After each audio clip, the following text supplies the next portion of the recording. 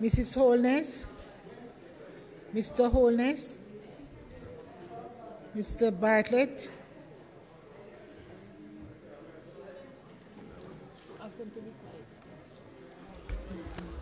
members, please, members, please, we're doing the call of the roll. Dr. Clark, Dr. Chang,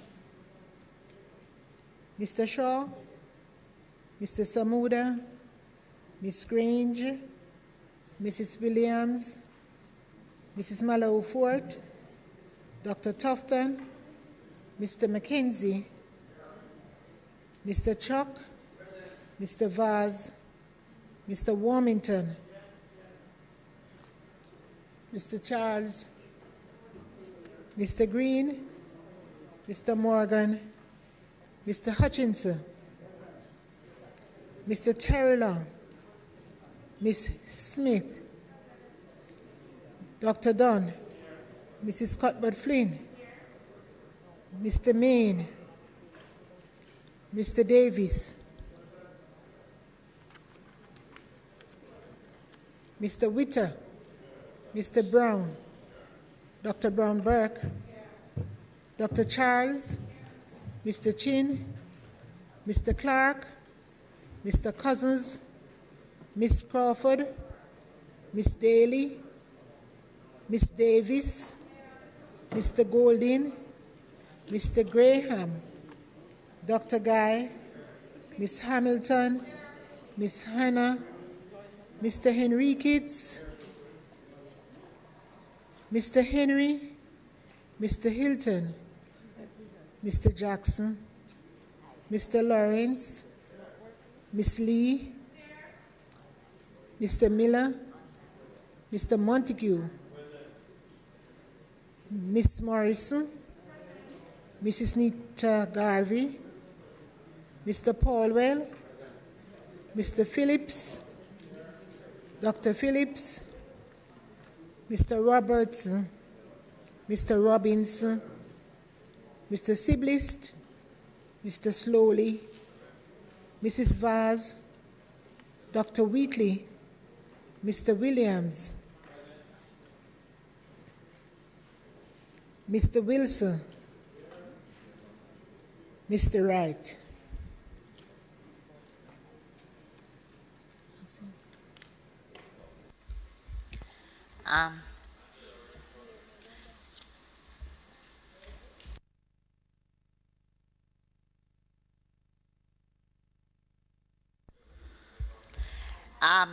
Members, I just wish this afternoon to welcome all persons joining us here in presence and online. And I want to pay a special welcome this afternoon to Her Excellency, Mrs. Judith Slater, the British High Commissioner to Jamaica. She has truly become a friend of the Parliament and the people of Jamaica. It is with deep sadness this afternoon that the House of Representatives of Jamaica learned of the passing of Her Majesty Queen Elizabeth II on the 8th of September this month. For sure it is the people of Jamaica held Queen Elizabeth II in high regard.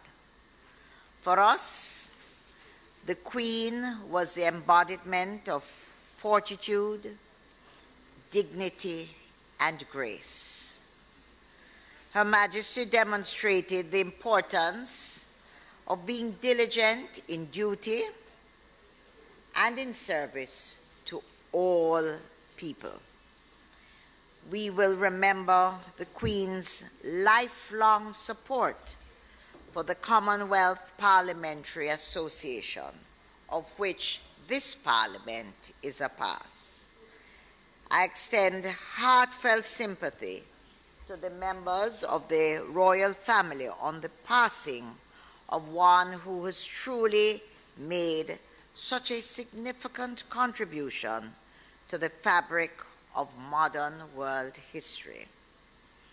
The Honorable House of Representatives of Jamaica requests His Excellency, the Governor-General, to convey to Buckingham Palace, on our behalf, our sincere expressions of deep sorrow at the passing of Her Majesty Queen Elizabeth II. Thank you, Madam Speaker. Today, as tributes are being paid, the Most Honorable Prime Minister, the Leader of the Opposition, the Leader of Opposition Business in the House, as well as the Minister responsible for legal reform, legal and constitutional reform, will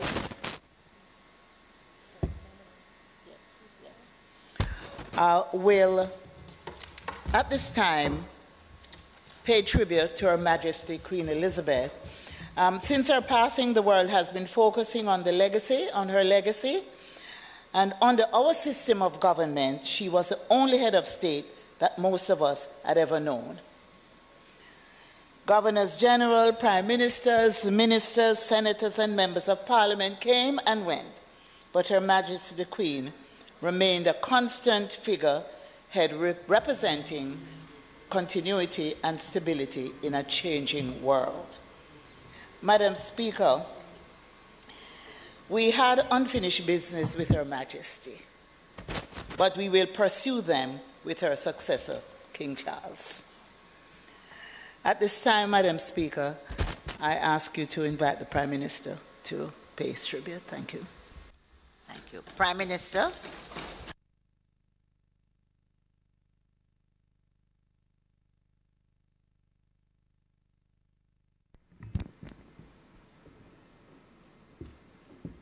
Thank you, Madam Speaker. Thank you, colleagues, and I acknowledge in the well High Commissioner Slater.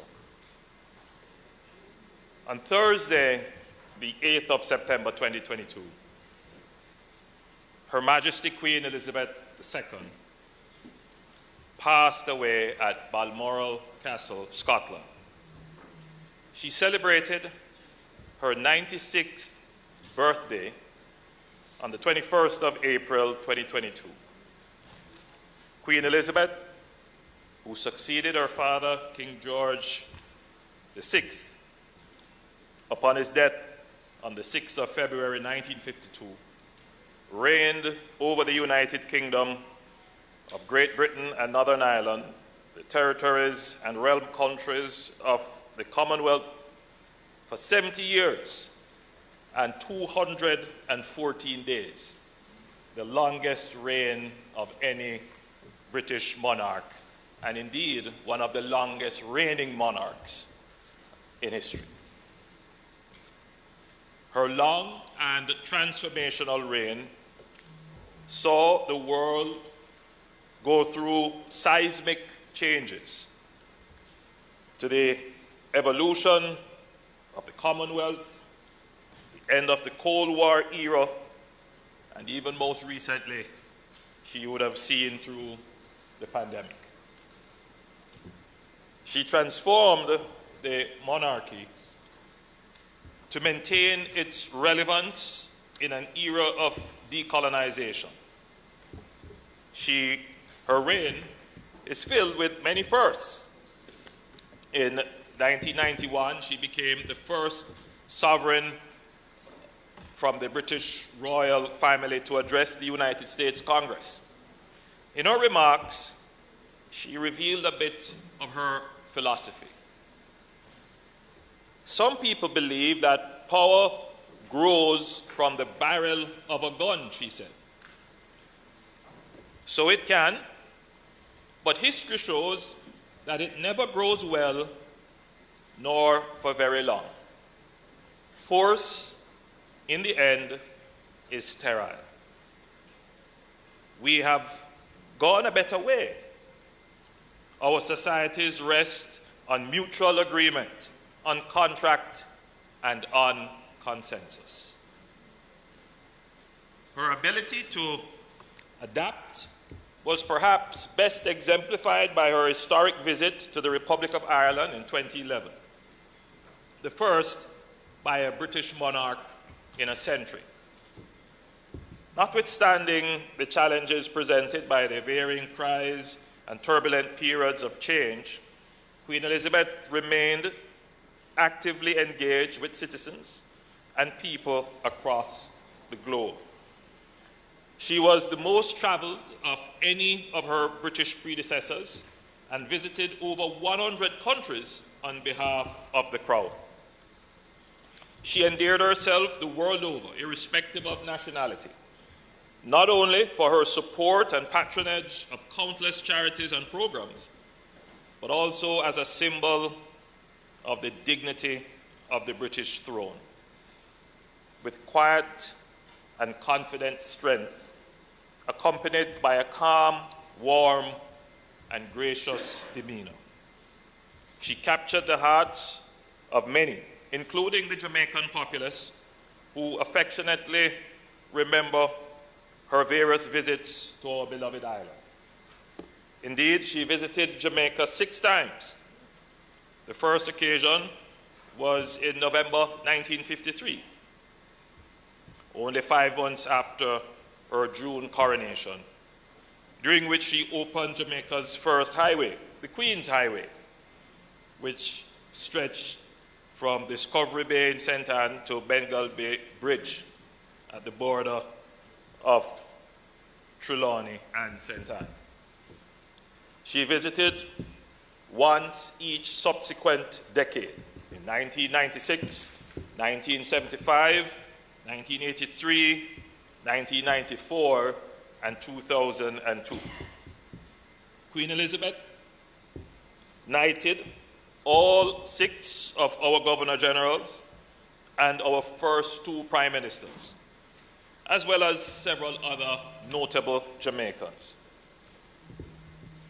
Madam Speaker, I was present in this very chamber as a newly elected Member of Parliament then, when Her Majesty addressed the joint sitting of the Parliament during her last visit in 2002, the year of her Golden Jubilee and the year of Jamaica's 40th anniversary of independence.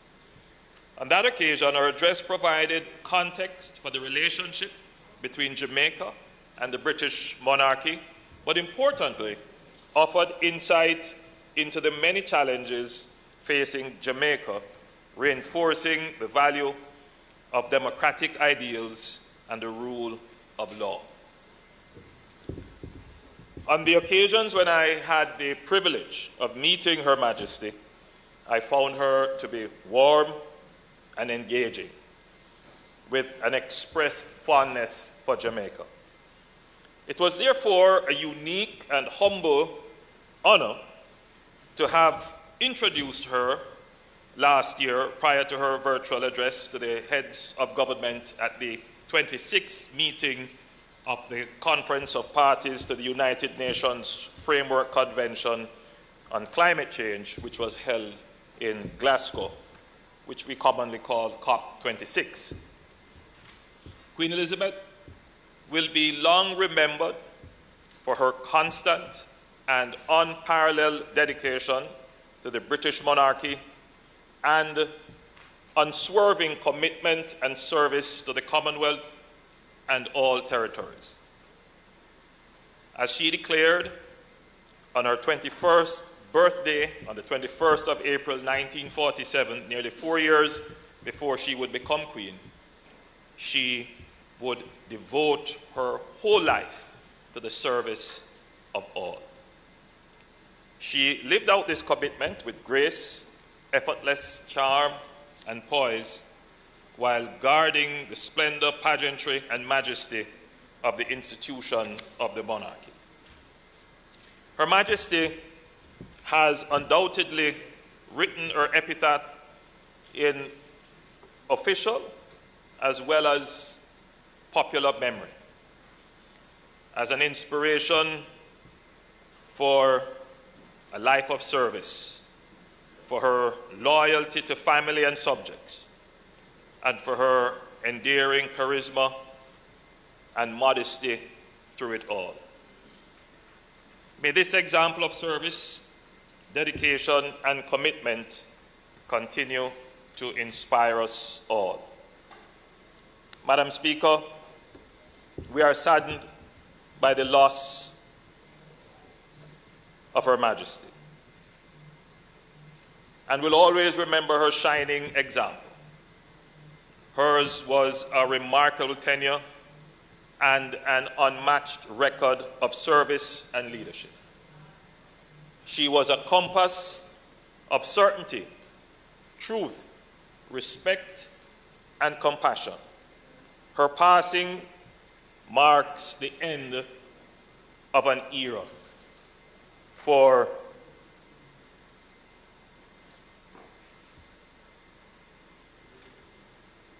the people of the United Kingdom and indeed the world. But it also marks a new beginning for the Jamaican state.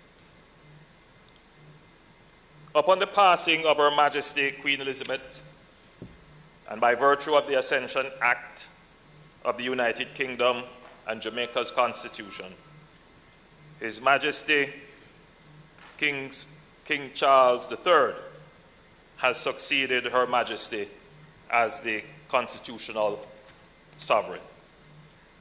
His Majesty King Charles III has long been a proponent for attention to climate change and an advocate for a green and sustainable economy, including through his business ventures undertaken by the Duchy of Cornwall.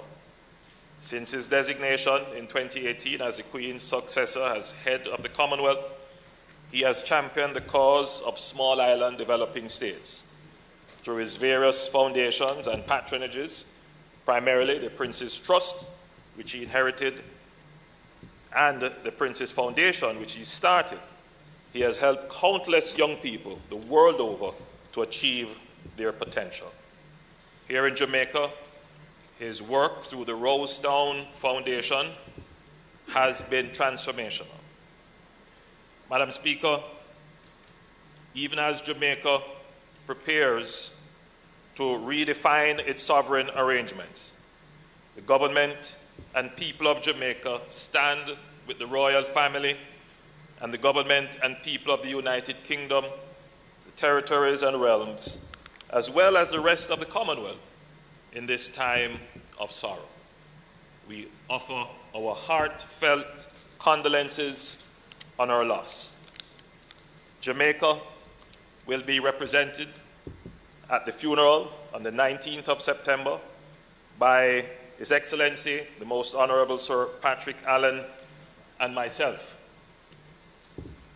May Her Majesty's soul rest in peace, and may God guide His Majesty King Charles III during this period of his reign.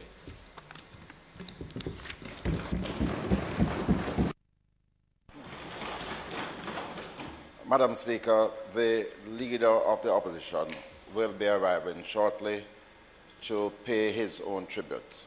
And he has apologized for his late arrival, but that is beyond his control.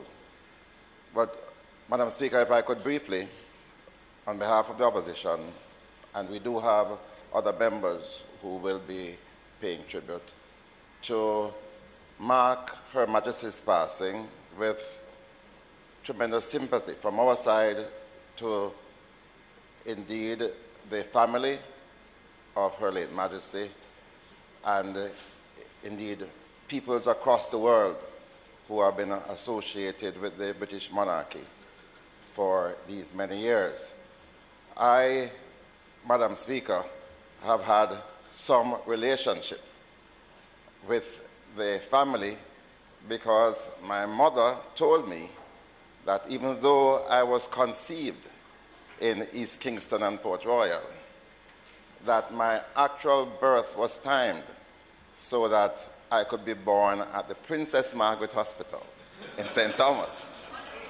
That hospital was duly opened by Princess Margaret in 1955. And yes, I gather it was the best hospital in Jamaica at the time. So from those days, I start to inquire into the family. And you know, in spite of all that can be said, I think it is arguably one of the institutions that the world has to study to understand its longevity, the fact that Her Majesty, in her time, has distinguished herself as somebody with tremendous humility, calmness, and friendliness. I've had the opportunity of meeting her on a number of occasions, not only when she visited Jamaica, but I have been associated with the Commonwealth Parliamentary Association, for example, and she has been very keen on the work of the CPA and, of course, the Commonwealth. In fact, I remember meeting her one-on-one on Commonwealth Day in about 2006 in London. And I was very impressed that she would have taken the time to come and interface with so many members of us who were visiting at the time.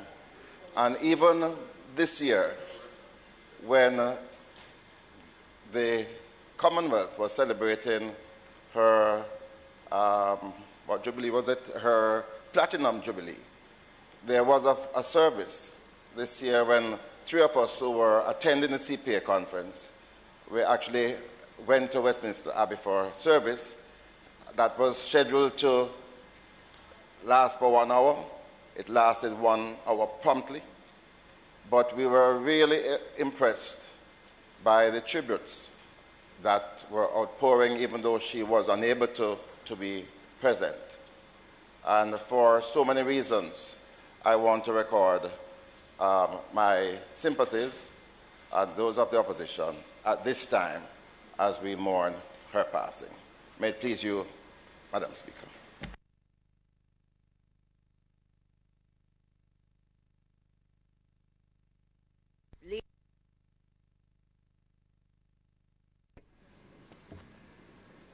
Madam Speaker, the leader of opposition business has acquitted himself so well.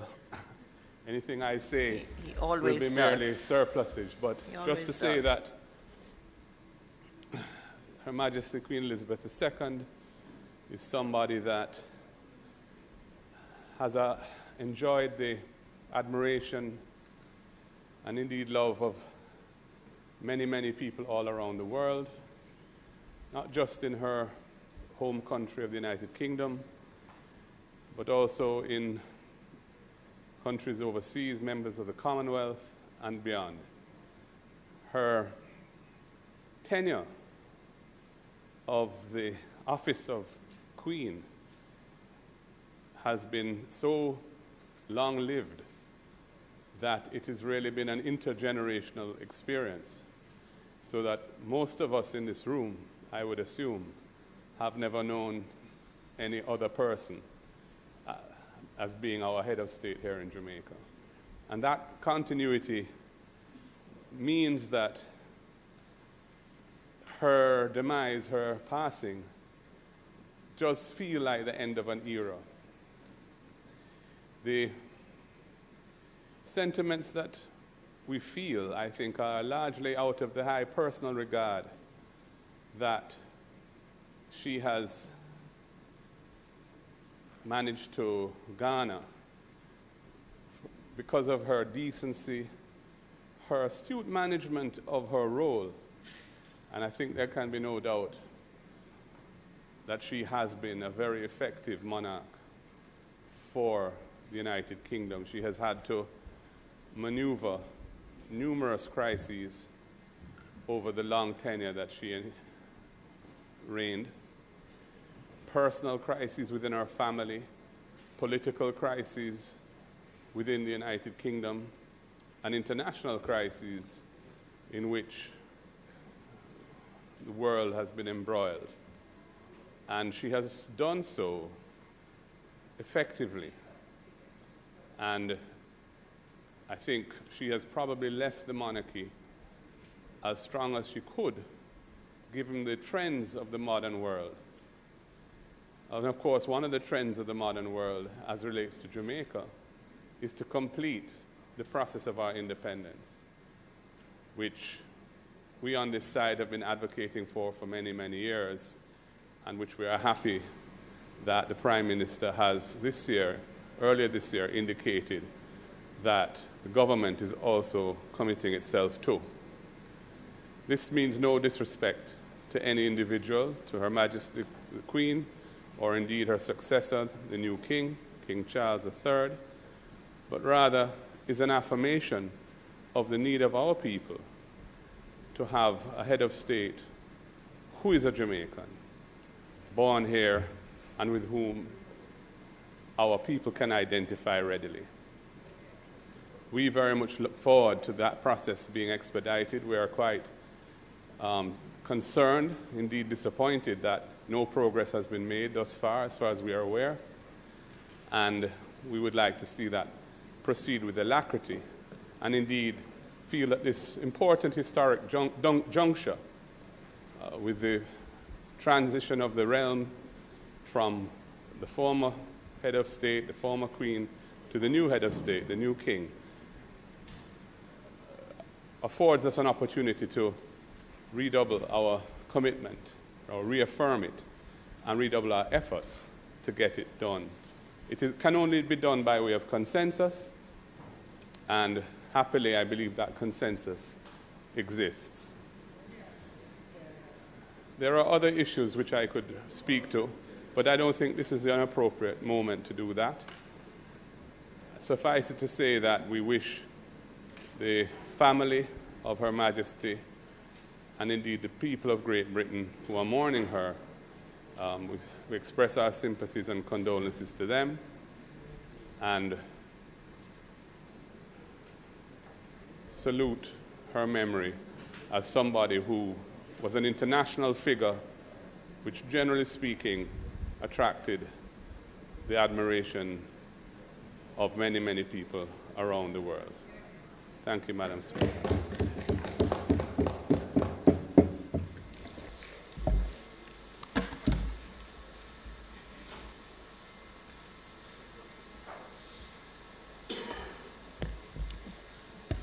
Madam Speaker, permit me to acknowledge the presence of the British High Commissioner, Her Excellency Judith Slater.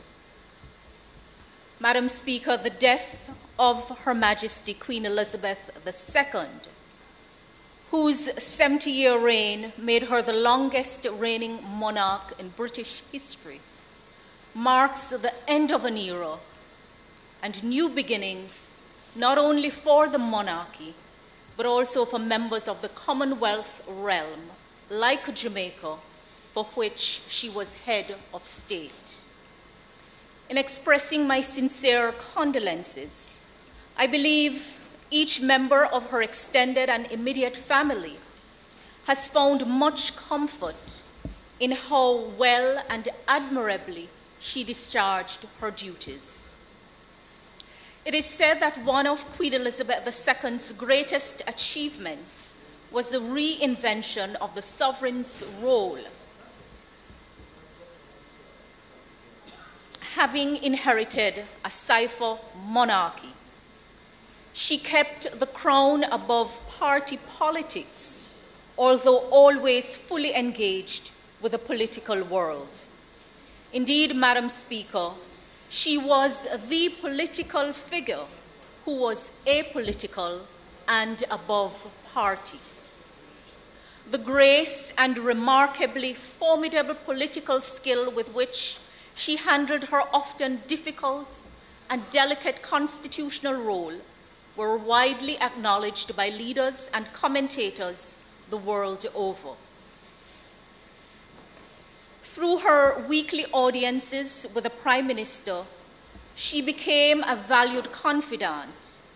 In fact, Madam Speaker, her Prime Ministers often paid tribute to her political wisdom and knowledge, which resulted from her years of experience and diligence in reading state papers. Harold Wilson remarked that to attend the weekly audience unprepared was like being caught at school not having done your homework.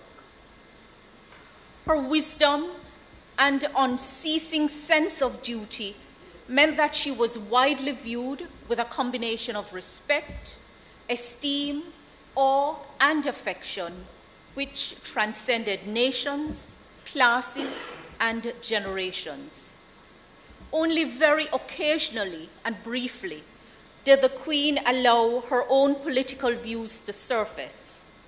For example, in 2014, her carefully worded appeal to Scots to think carefully about their vote in the independence referendum was widely and clearly rightly interpreted as an intervention on behalf of the Union.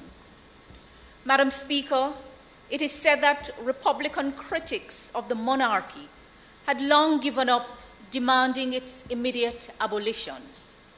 They accepted that the Queen's personal popularity rendered their aim impracticable while she was still alive.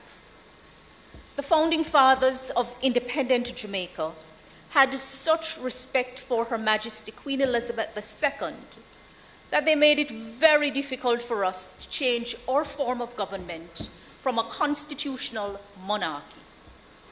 Even though we have now commenced our process to make the change, Madam Speaker, until the people of Jamaica say so, we acknowledge His Majesty King Charles III as head of state. It is my fervent hope that the new beginning will bring a proper reconciliation with the colonial past. The Queen is dead, Madam Speaker. Long live the King.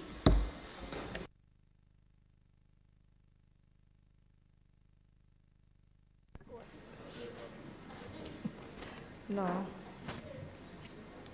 Madam Speaker. Yeah, man, give me two, man. Give me, man. I was getting sanitized. That's all right. Madam Speaker, I rise to add my few words to this solemn moment and occasion. I am a Jamaican, where we respect the sanctity of life, and where we know only too well that the passing of a family member does create a void in the family. We are used to, Madam Speaker, making sure that we do extend our sympathies to the family of the deceased. On this occasion, I want to do that as well. And I know also, I want to do that as well. And so, Madam Speaker, I extend sympathies to the family members of the Queen and all her people. But I also speak, Madam Speaker, as a descendant of field slaves on Mr. Brown's plantation. And therefore, I could not extend the sympathies without my mind straying to some of the other dark and ugly aspects of her reign.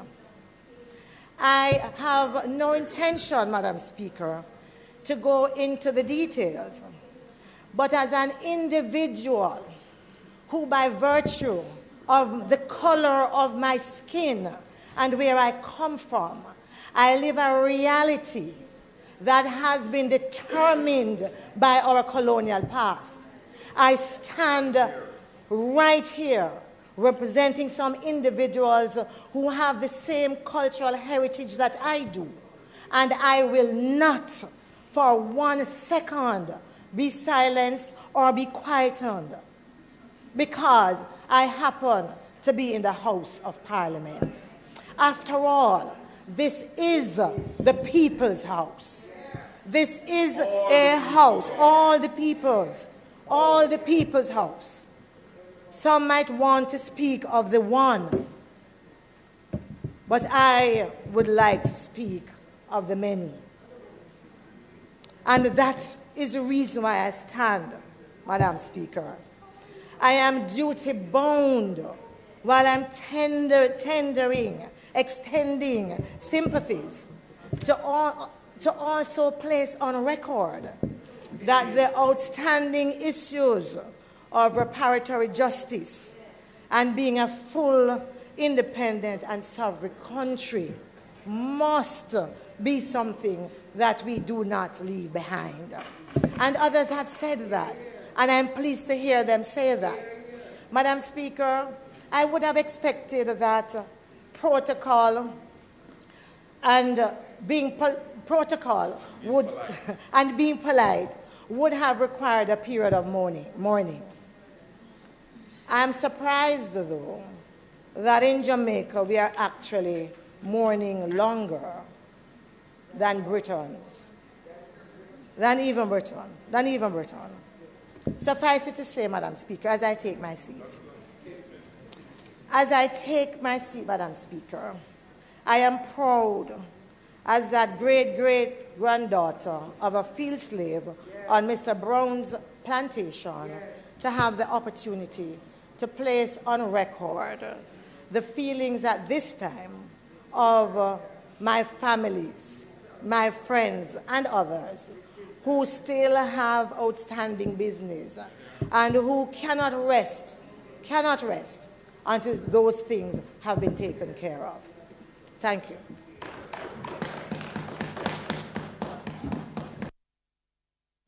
Madam Speaker, I pondered long and hard about being in the House at this time, in the first instance, and secondly, to make my own remarks on this occasion. But I feel compelled to do that. I feel compelled.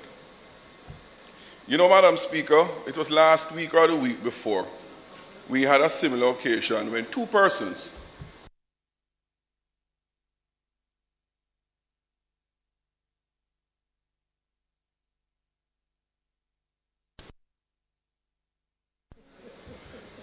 just recently we had the occasion to pay tribute to two individuals who served this Parliament and this country. The former member, Dr. Marco Brown, and Mr. Edley Deans, former clerk of this House. And we did so clearly in our minds, reflecting on the contributions that those two individuals have made to this Parliament and to the country. We could recognize, we could relate. I remember even when Dr. Brown's tributes were being given, many, including myself, never served with him. But we could appreciate what he did during his tenure. I could for Mr. Deans. I struggled in my mind on this occasion for what those contributions have been to our Parliament and to our people.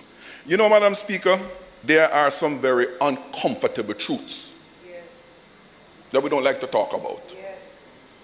But they are truths nonetheless. And if we close our eyes and ears to them, they don't go away. And if we do that, quite frankly, Madam Speaker, we become hypocrites. Speaker of the convenient things. And so I was delighted to hear my colleague from Southwest St. Andrew made those remarks. Madam Speaker, 70 years of the Queen's reign. 60 of those was during our independence, and 10 was during our colonial past. That is a matter of fact.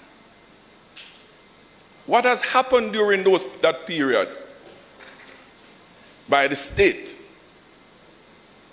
presided over by the governments of the time, is a fact, not an opinion. It's a fact. We can't pretend as if it never happened and try to sweep it under the carpet because it's convenient so to do. And it's not so pleasant. Madam Speaker, remnants of those remain up to today. Remnants of those remain up to today that we can't deny. I have come to appreciate the best way to deal with an unfortunate past is to face it, acknowledge it, and at the very least, if you sincerely believe it's wrong, to make a humble apology for that wrong. That's the very least. I do it every day. Every wrong that I do, that I might have done, and in reflection I realize it shouldn't have done, I apologize to those who have been affected. Well, it depends on what offends you. So, Madam Speaker, this is what I'm talking about. These things of which I raise are not so nice.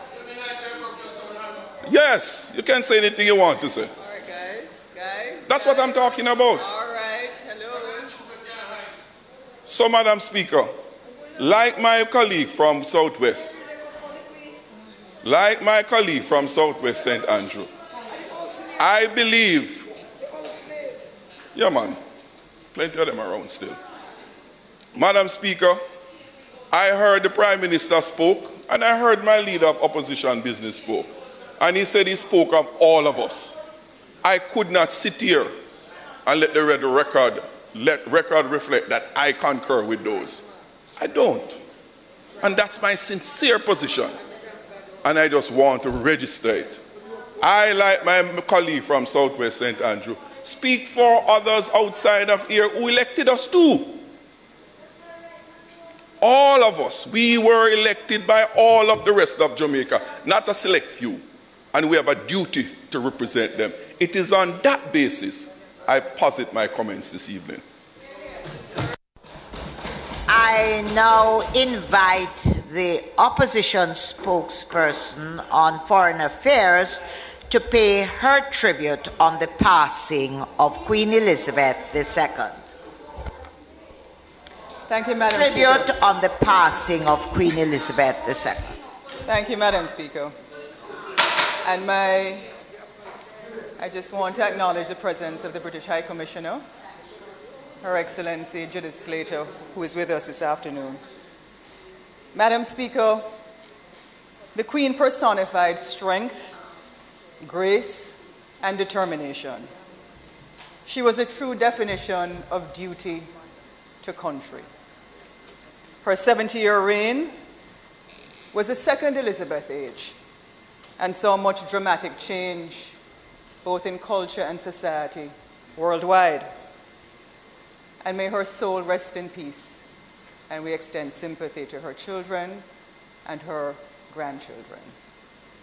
Now her death places the United Kingdom at a new crossroads to bend the arc of history towards justice.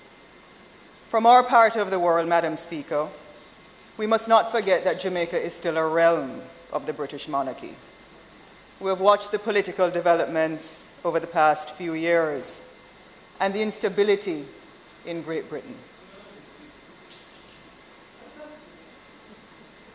The country's voice, Madam Speaker, is perhaps not as prominent as it once used to be. And perhaps now with the death of the Queen, it has a unique opportunity to redefine its role in its face of its history moving forward. One issue comes to mind as a member of Parliament in a former British colony.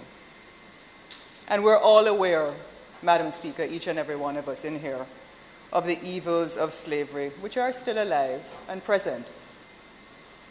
So is a question of the wealth gained by the United Kingdom, including the monarchy from its empire. Indeed, Commonwealth nations around the world are united in our differences in the belief in the importance of reparative justice. We would like to see Britain perhaps face up to the legacy of some of its participation in this reality, and to acknowledge its history and the consequences thereof, and begin to take some concrete steps to rectify it. As the world watches keenly King Charles and the new Prime Minister Truss take the reins of the country, they have a unique opportunity to courageously redefine Britain's image into action, not with what we call in Jamaica a bag of mouth, with outdated platitudes intended to make people momentarily feel nice, but with real action. Madam Speaker, time moves faster today, much quicker than it did in 1953 when Queen Elizabeth ascended the throne. Leaders like the King and Prime Minister Truss must urgently recognize that Britain's approach to its past has been and continues to be misaligned with current expectations of their former colonies. It is time to correct their historical wrongs by resetting its political, economic, and social systems for future generations. If not, we in Jamaica will only watch that country walk alone backward into the future with its leaders' eyes closed. As we mourn the passing of Queen Elizabeth II, may her soul rest in peace and light perpetual shine upon her. Thank you.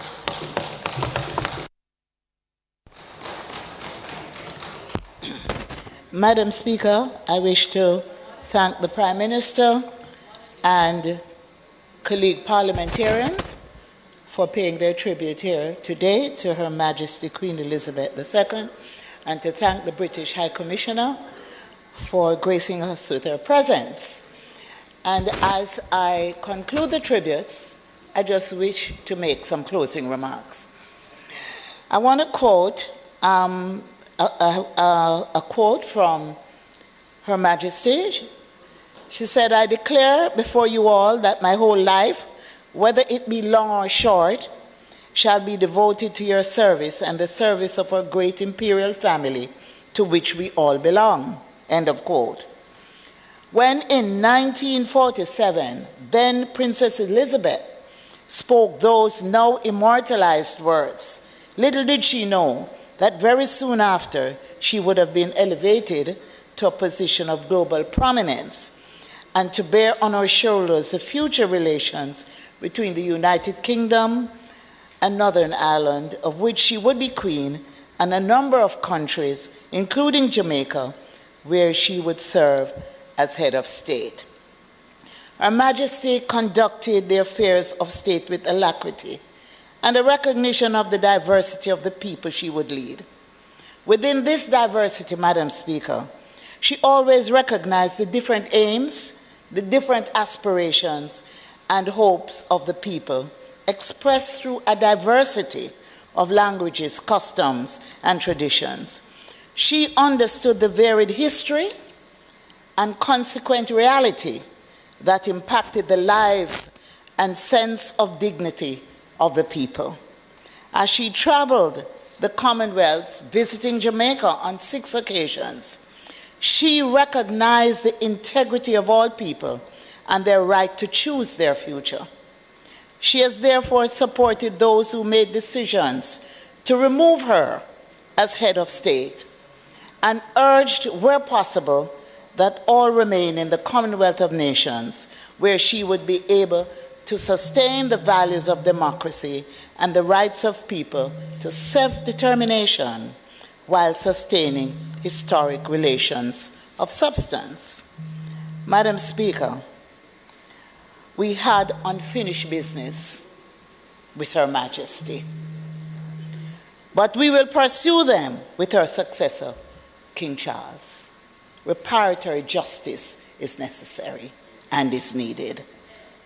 But at this time, we offer our most sincere condolences to King Charles and the rest of the royal family at this time of mourning. Respect due. Queen Elizabeth was one of a kind. We may never see her like again. May she rest in peace, and may the angels lead her into paradise. Thank you, Madam Speaker. So, Madam Speaker, as we continue the business of the House, I'm going to ask for us to rise for 2 minutes silence in recognition of the passing of Queen Elizabeth.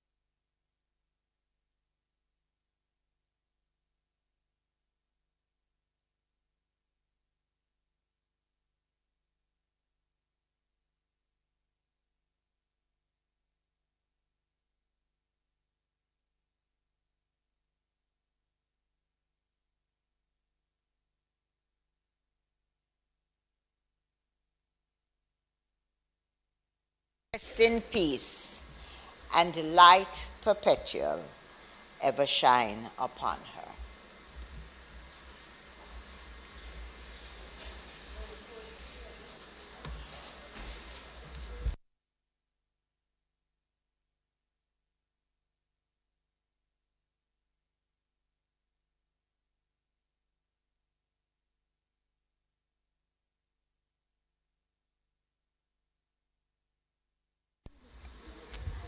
Just for the information of members of Parliament who might not be aware of the, but it is 2 minutes silence in the passing of Queen Elizabeth II from the throne.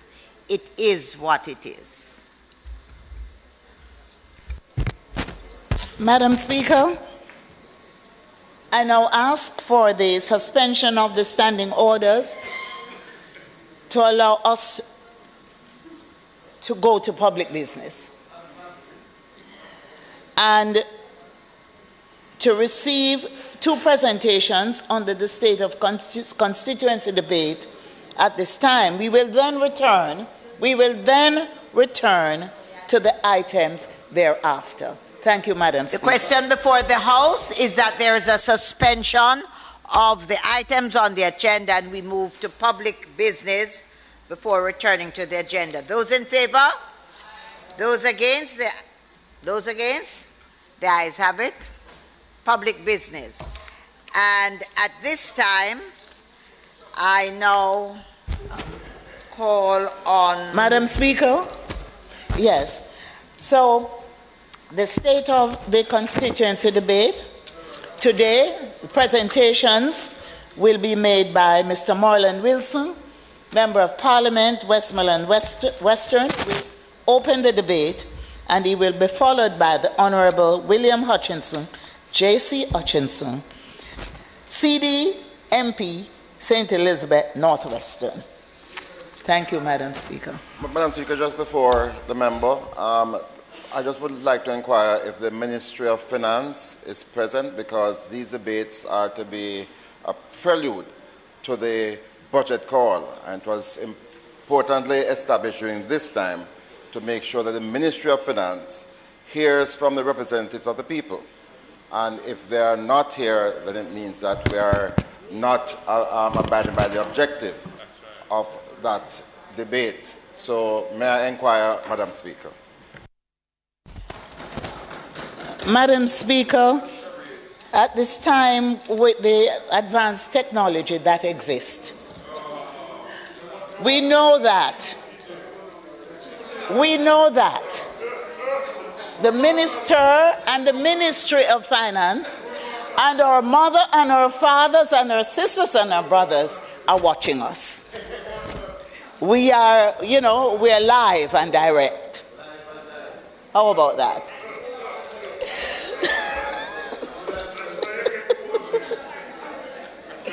Madam Speaker, at this time I also ask that Standing Orders 32C(3) be suspended to enable the members making their contribution during the debate on this motion to continue their speeches for 30 minutes, notwithstanding the time limit on speeches. The time limit is 15. Members, those in favor? Those against? The ayes have it. I now call upon the Member of Parliament for Westmoreland Western.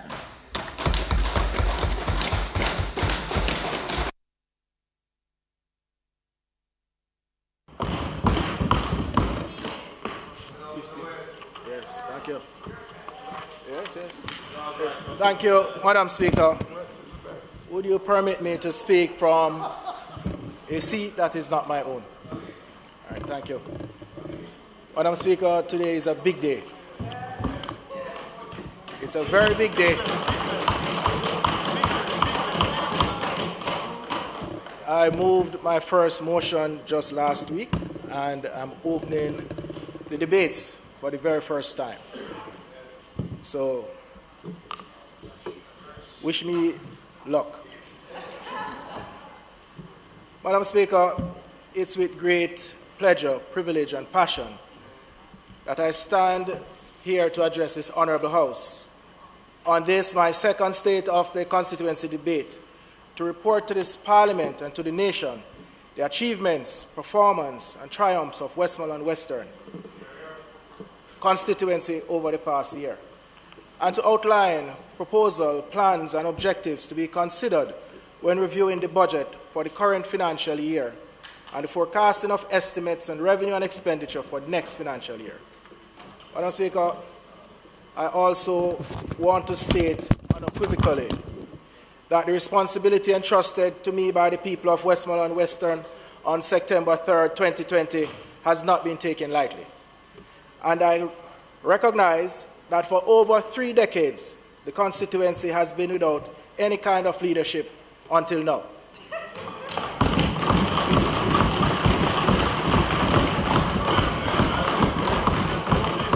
Madam Speaker, I wish to acknowledge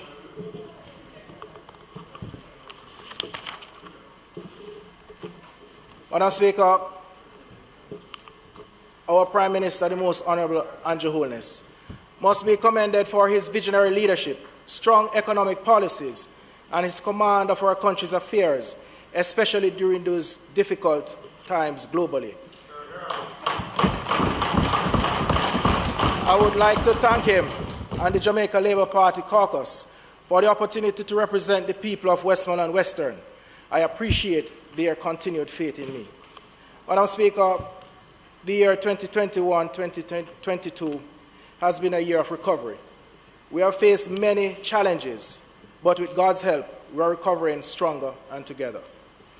I want to thank Almighty God for his guidance on this journey of life, liberty, and leadership, for his continued guidance and protection as we face these challenges, both known and unknown. To my family and friends and well-wishers, I say a big thank you for your unwavering support. To my sitting councillor, Kevin Murray, councillor caretakers, Basil Thompson, Carlos Cook, Altricia Maitland, and Owen James Jr., my executive and management teams, and our hard-working and committed political workers of Westmoreland Western, I thank you. Madam Speaker, I also wish to acknowledge our partners and their contribution and continued commitment to the development of Jamaica, the Negril Chamber of Commerce, Rotary Club, the Jamaica Hotel and Tourist Association, our churches, schools, and civic group. Madam Speaker, I now move to the vision I have for the constituency. We believe that a partnership with the people is required to advance this constituency into a glorious future, in which citizens have tangible jobs to provide for themselves and their families. We are restoring hope in the constituency, where opportunities abound and hard work and productivity result in prosperity for all. A constituency with an educated and skilled workforce, and where every citizen can enjoy a high standard of living. Madam Speaker, Westmoreland Western is one of the great assets of Jamaica. As such, I'm on a mission to transform the lives of the people of this great constituency, giving families more security, boosting the self-esteem and confidence of our young people, and providing hope and opportunity for those in need. Madam Speaker, we will now focus on the valuable commodity of water. You may recall in my 2021 report to this Honourable House, I state that 18 communities in the constituency lack portable water. I also reported that parts of my hometown, Blackness, have been without water for 30 years. I am pleased to inform this House that Blackness is now fully connected.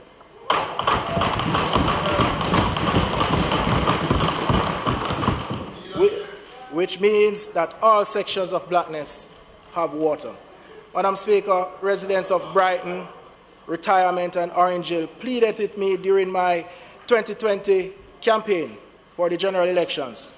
When you become MP, don't forget us. Please give us water.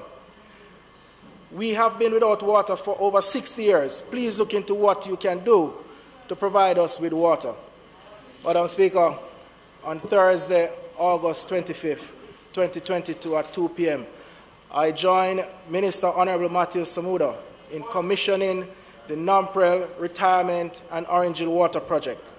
This water project has a price tag of $475 million, serving 9,000 residents in 9 communities and districts. Madam Speaker, promise made, promise kept.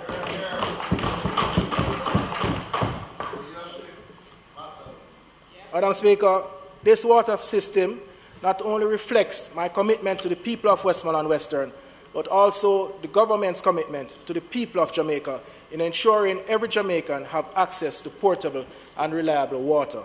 Madam Speaker, this is an example of a caring government.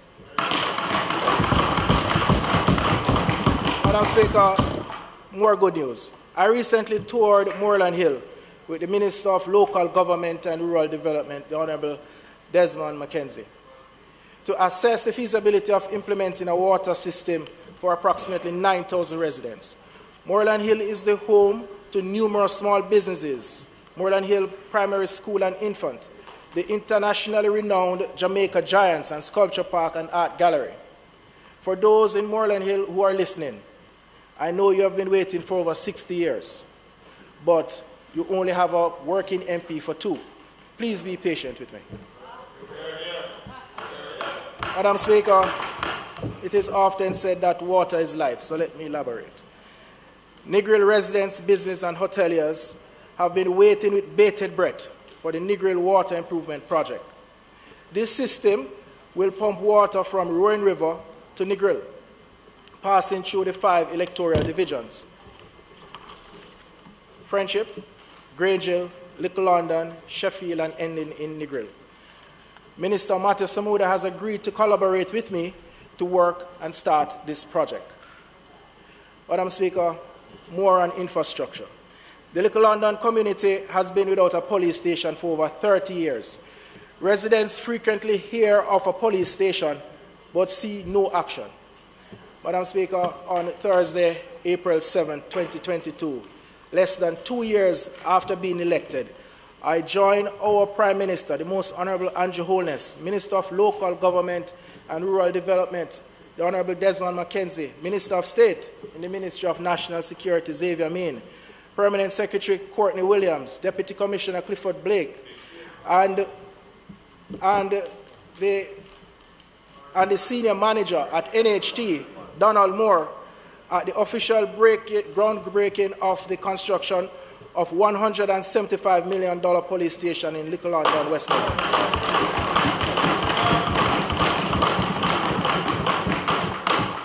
Madam Speaker, the station is being built in collaboration with the National Housing Trust, NHT, as part of the Minister of National Security project, Rebuild, Overhaul, and Construct ROC initiative, which aims to make police stations across the island more modern and welcoming to citizens. Madam Speaker, this is a caring government. At no point in the history of this nation have we had this level of investment in national security by our government. Madam Speaker, let me continue on more infrastructure projects. The Grange Primary School is one of the few schools left on the shift system. With the support of the Jamaica Social Investment Fund, we are now constructing an 8-classroom block at the Grange Primary School under the Caribbean Development Bank's Basic Needs Trust Fund Cycle 9. Madam Speaker, we were told that the new block will be ready for the start of school January 2023. And it's just in time for the Grange Primary School, who is celebrating its 100th year in 2024. Madam Speaker, another infrastructure project. For over 30 years, residents, businesses, and hoteliers have advocated for a fresh fruits and vegetable market in Negril. In fact, I met with several members of the Negril Chamber of Commerce, including Daniel Grizzle, who is passionate about the market's development. The Minister of Local Government and Rural Development, Desmond McKenzie, set aside funds for the market's construction dating back to 2016, but no action was taken. Madam Speaker, since being elected, much effort has been put into restarting discussion and starting construction. I'm pleased to inform this Honourable House that after many years of delays, preparation work for the Negril market has finally begun. I also want to acknowledge Mr. Daniel Grizzle and the Negril Chamber of Commerce, who voluntarily paid for the soil test, which forms part of the requirement for approvals. This major. Madam Speaker, let's talk about roads. I am here today with a very heavy heart. Westmoreland Western road conditions are deplorable. My constituents are outraged, with several protests have taken place along the toll gate to Grange to Glasgow, and toll gate to Locust Street roads. Madam Speaker, I want to say to this Honourable House that these roads have been in disrepair for many years, some dating back 30 years. Madam Speaker, the Jackass River Bridge, which connects Westmoreland to Hanover in Friendship Division, collapsed in August 2022. As a result, several farmers have been unable to access their farms or transport their produce to market. Madam Speaker, I would like to inform this Honourable House and my constituents that funds have been allocated to repair the toll gate to Grange and Grange to Glasgow roadways. And the thoroughfare from toll gate to Glasgow, as well as from Solas to Grand Street, is scheduled to be rehabilitated, thanks to the partnership with the Minister without portfolio in the Ministry of Economic Growth and Job Creation, Minister Warmington, for making this possible. Madam Speaker, representation and discussions about the bridge are ongoing, and we anticipate a workable solution with great optimism and haste. Madam Speaker, I must express my disappointment and dissatisfaction with the National Works Agency. Pace in which procuring road repair projects. For example, the repair for the Grange to Glasgow thoroughfare has been pending for 14 months. Road users have become frustrated, and many have experienced vehicular damage, reduced productivity, and accidents. Madam Speaker, I would like to tell the National Works Agency, hurry up. The people are fed up. Madam Speaker, in the inordinately long time it takes to complete this procurement process is resulting in the further deterioration of road surface and intensifying the frustration of motorists and the commuting public at large. Madam Speaker, a solution I believe we should seriously consider is re-implementing small road repair teams per parish for emergency patching of our roadways. We have seen where they were highly effective in the past, and we should try to bring them back as soon as possible. Madam Speaker, Westmoreland and Westmoreland Western has experienced significant increases in traffic accidents. According to the National Road Safety Council, some 487 people were killed in our roadways last year, the most since 1985. And Westmoreland, as a parish, account for a great portion of that number. Madam Speaker, Minister Floyd Green introduced me to the Federation Internationale de Automobile, the FIA Foundation, with whom I led a tour of Westmoreland Western along with members of the National Road Safety Council. Madam Speaker, I'm happy to report to this House that the team is now exploring the possibility of implementing a program with motorcyclists to save lives and make our roads safer. Madam Speaker, motorcyclists aren't being singled out. Operators of motor cars and trucks are also prone to errors. As a result, consideration should be given in instituting mandatory refreshers courses in motor vehicle operation every 3 to 5 years, or a system of recertification. Madam Speaker, we must look at ways to reduce the carnage on our roads. Madam Speaker, let's discuss flooding. We have a drain cleaning program that targets flood-prone areas in Westmoreland Western, such as McNeil Land, Bay Road, Egypt Gardens, Nile, Nancypan, and Broughton. Despite the unusually rainy weather patterns, our diligent drain cleaning efforts of critical drains have prevented widespread flooding. Madam Speaker, I would also suggest to this Honourable House that a policy be established to upgrade all important drains by building concrete culverts and drainage systems. Madam Speaker, please, the advantages of such a move would see significant reduction in flooding, a yearly reduction in the cost of maintaining these drains, and the release of lands for productivity.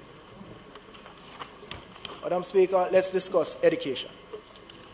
I continue to be an advocate for education. Education contributes to our goal of creating a resilient knowledge-based economy.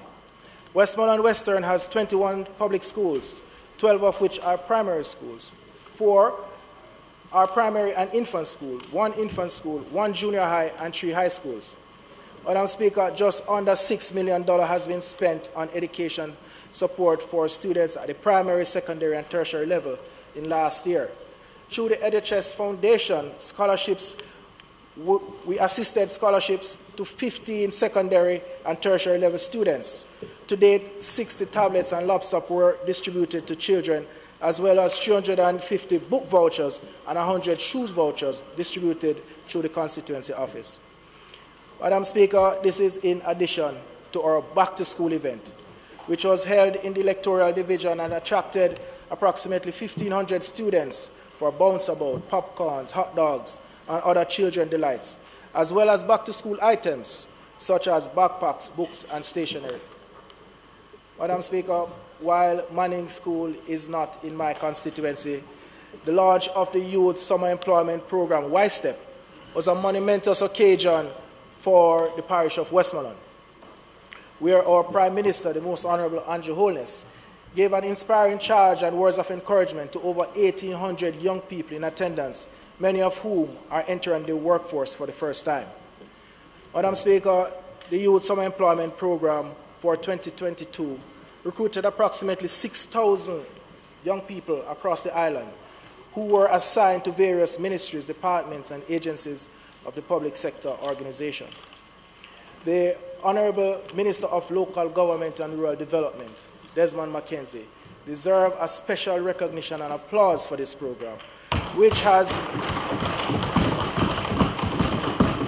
this program, Madam Speaker, employed some 27,500 young people since its inception, 500 of whom found permanent employment in government agencies.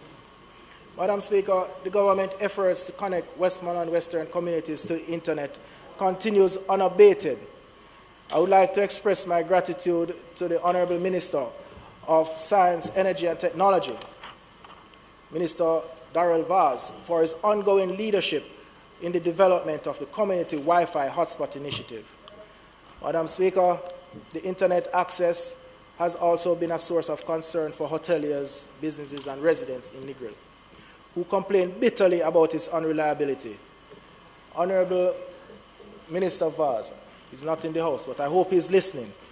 We are aware that a new license has been issued, right? We are aware that a new license has been issued. However, please see what can be done to expedite the process for this new company to begin operations. In the same breath, we require new accountability strategies for these and other telecommunication companies, as we have seen too often where consumers go without service for days, sometimes weeks, and our bills are not prorated. Our goals of a technology-driven society cannot be realized with patchy internet service, especially in the face of a pandemic. Madam Speaker, the EduChess Foundation was established to assist students and youths in Westmoreland Western and to promote education and training.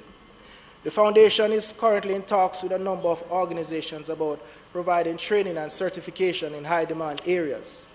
Madam Speaker, I'll report to this Honourable House on this initiative in greater details in the coming months, but I would like to take this opportunity to thank the outgoing director, Ms. Felicia Fairclough, for the spectacular work that she has done.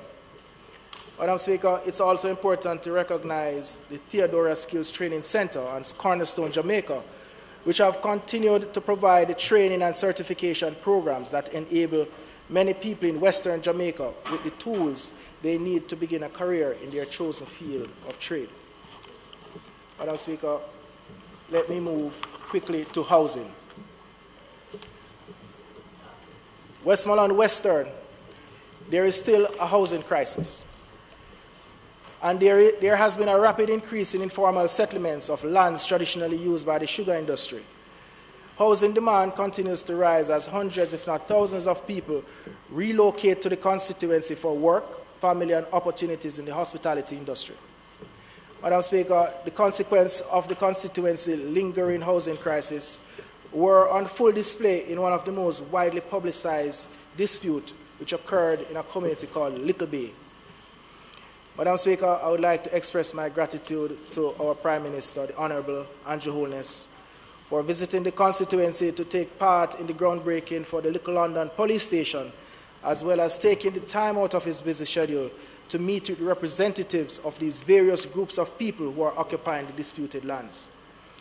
Madam Speaker, our Prime Minister was clear. The rule of law must be upheld and property rights must be protected. Madam Speaker, I would like to draw this Honourable House attention to a family of 4 in peril. Madam Speaker, I would like to thank the Minister of Local Government and Rural Development, Minister Desmond McKenzie, for initiating the construction of a new 2-bedroom home for a family and diligently following up to ensure construction is completed on time and within budget. Proverbs 24:3, verse 4. By wisdom, a house is built, and by understanding, it is established. By knowledge, the rooms are filled with all precious and pleasant riches. Madam Speaker, climate change. The Negril Environmental Protection Area extends into Hanover and covers some 271 square kilometers. It is the home of many diverse species of plants and animals, many of which are found nowhere else in the world.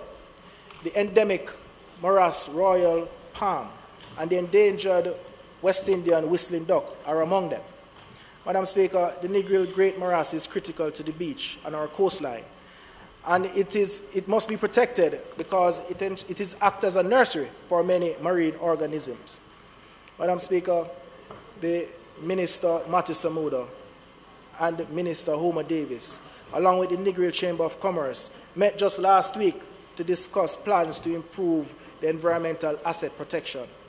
One such action is the passage of legislation to strengthen the Negril and Green Island Area Local Planning Authority, popularly called NEGALPA, for approvals, monitoring, and enforcement. Madam Speaker, our discussion also includes the IWECA project, which aims to strengthen the management of the Negril EPA in order to ensure long-term sustainability of the wetland biological resources and to support the government of Jamaica law for sustainable management of land, water, and ecosystem. Madam Speaker, I will now speak a little on sports. Madam Speaker, Jamaica continues to excel in sports, producing world-class athletes who dominate in their respective fields. In October 2021, I joined Quartz Optical, Dennis Shipping, Grange Hill High School, Grange Hill United Citizens Committee, the Jamaica Olympic Association, and the Ministry of Culture, Gender, Entertainment and Sports in recognizing Olympian Ronald Levy, Paralympian Theodore Schuber, and our twin girl winners, Tina and Tia Clayton, who are all residents of Grange Hill. Madam Speaker, with such sporting talent coming from Grange Hill, I am informing this Honourable House and my constituents that the Sports Development Foundation project to upgrade the Billite Playfield has begun under a program known as the High School Sport Infrastructure Improvement Program. Madam Speaker, I would like to thank the Minister of Culture, Gender, Entertainment and Sports, Olivia Grange, for identifying the Billite Playfield project, which will benefit Grange Hill High School and the young talent in the community.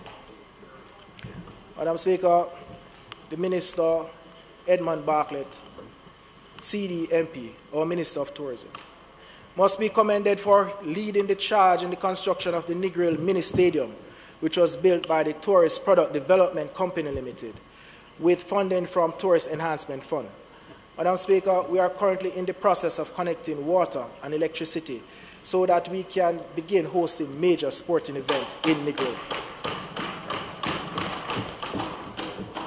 Madam Speaker, according to UNWTO, sports tourism is one of the fastest growing sectors of tourism.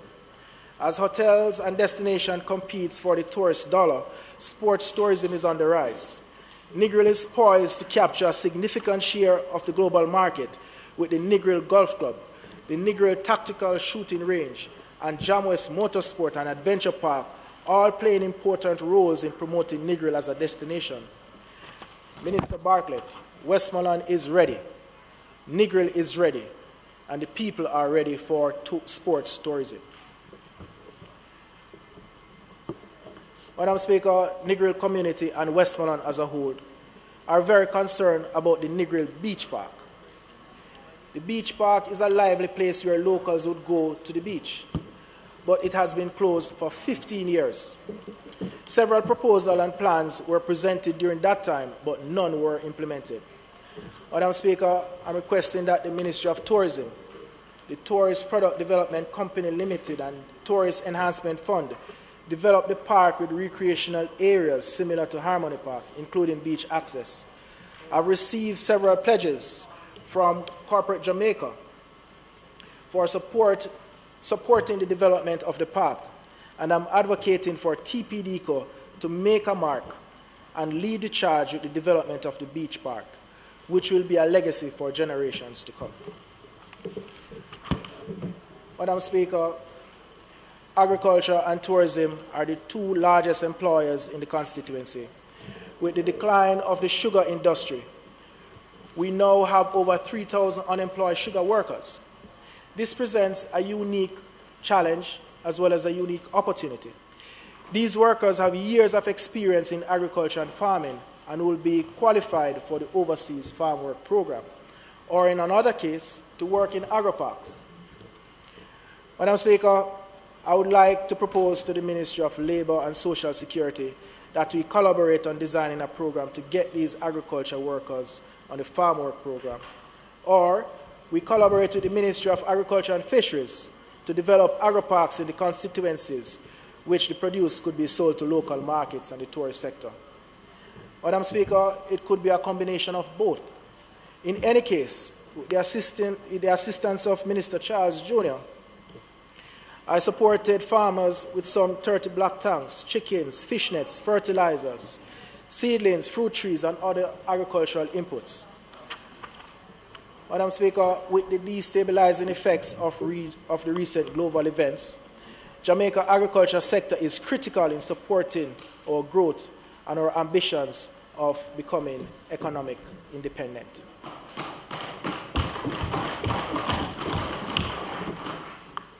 Madam Speaker, the resort town of Negril is rapidly expanding. It is truly the capital of casual, and several hotels are renovating, adding rooms and adding new plants. The tourist industry has a bright future. TPDCO and TEF support is required, Madam Speaker, for the renovation of our craft markets, our fishing village, and the general beautification and aesthetics of our 7 Mile Beach. Madam Speaker, security is critical. More CCTV coverage, as well as more lighting and greater integration with the various security apparatus operating in Negril are required. Madam Speaker, I would like to express my heartfelt gratitude to the Minister of Justice, Honorable Delroy Chuck, who toured Westmoreland in promoting the Ministry of Justice various tools such as restorative justice, mediation, and child diversion. Madam Speaker, this new system of justice, designed by a caring government that wants to bring justice to the people of Jamaica's doorstep, their communities, and their homes. Madam Speaker, as I conclude my second State of the Constituency debate, I can say that much has been accomplished in the past 24 months. However, there is much more work to be done.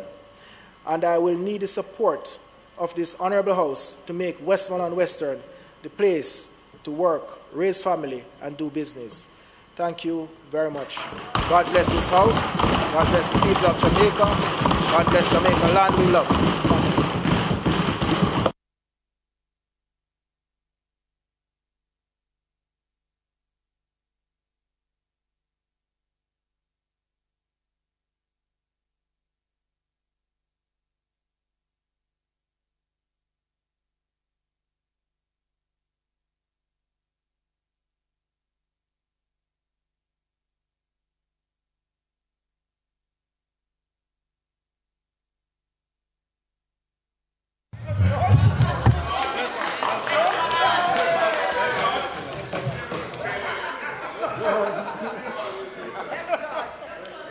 You can join him, you know.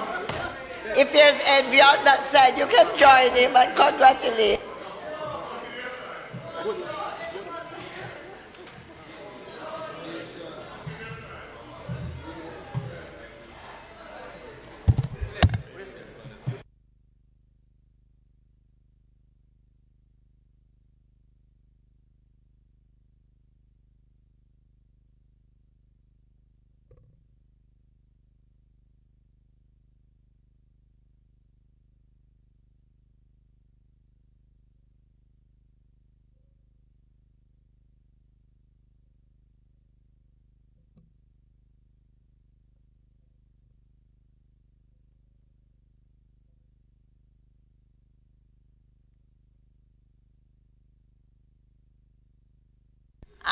The member from St. Elizabeth, North Western.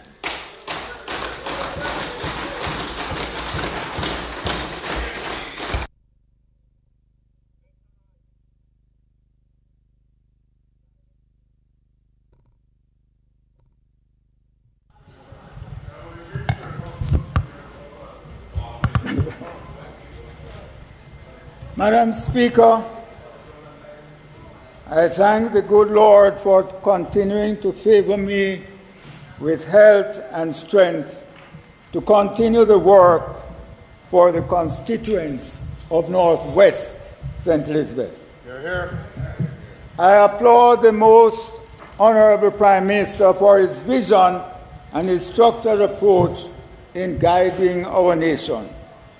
I thank my Minister at the Ministry of Transport and Mining, the Honourable Audley Shaw, for his continuous support. We have been travelling many miles together. I thank the Permanent Secretary and the entire team in the Ministry for their continued support and dedication. Madam Speaker, I stand today not to complain and bemoan, that which Northwest St. Elizabeth lacks as a constituency, but to celebrate our progress towards our goal of prosperity for all. We are determined to overcome the challenges ahead and to make this 2022-23 budget debate one of the best for the constituency. Madam Speaker, the executive of Northwest St. Elizabeth has decided that this year we will adopt the mantra, Northwest St. Elizabeth, growing through technology. A number of projects to uplift and empower youth, women and children in schools have been ongoing, and a number will commence soon. Madam Speaker, the long-awaited new market water supply system is expected to be commissioned by February 2023. Once functional, the system will provide pipe water to residents in 10 districts in the new market division.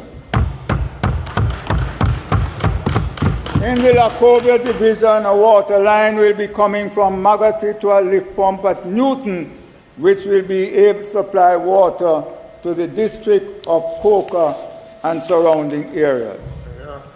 The Maybole solar water system has suffered many setbacks over the years, as it was slated to have been completed in 2021, but was plagued with land acquisition issues. However, work is progressing, and the residents of Maybole and Ginger Hill will be getting water by the end of 2022. Madam Speaker, Northwest St. Elizabeth is one of the rural areas that does not have a signage of road names. We have started a project to erect signs throughout the constituency, and by the end of this month, 94 roads will have signs displayed. Madam Speaker, the Tafari Lions Football Club, one of the leading football clubs in the parish, presently uses the Lacobia Community Center as their home ground. However, there are no stands to accommodate their supporters. We are therefore constructing spectator stands on the compound, which should be completed by the end of November 2022.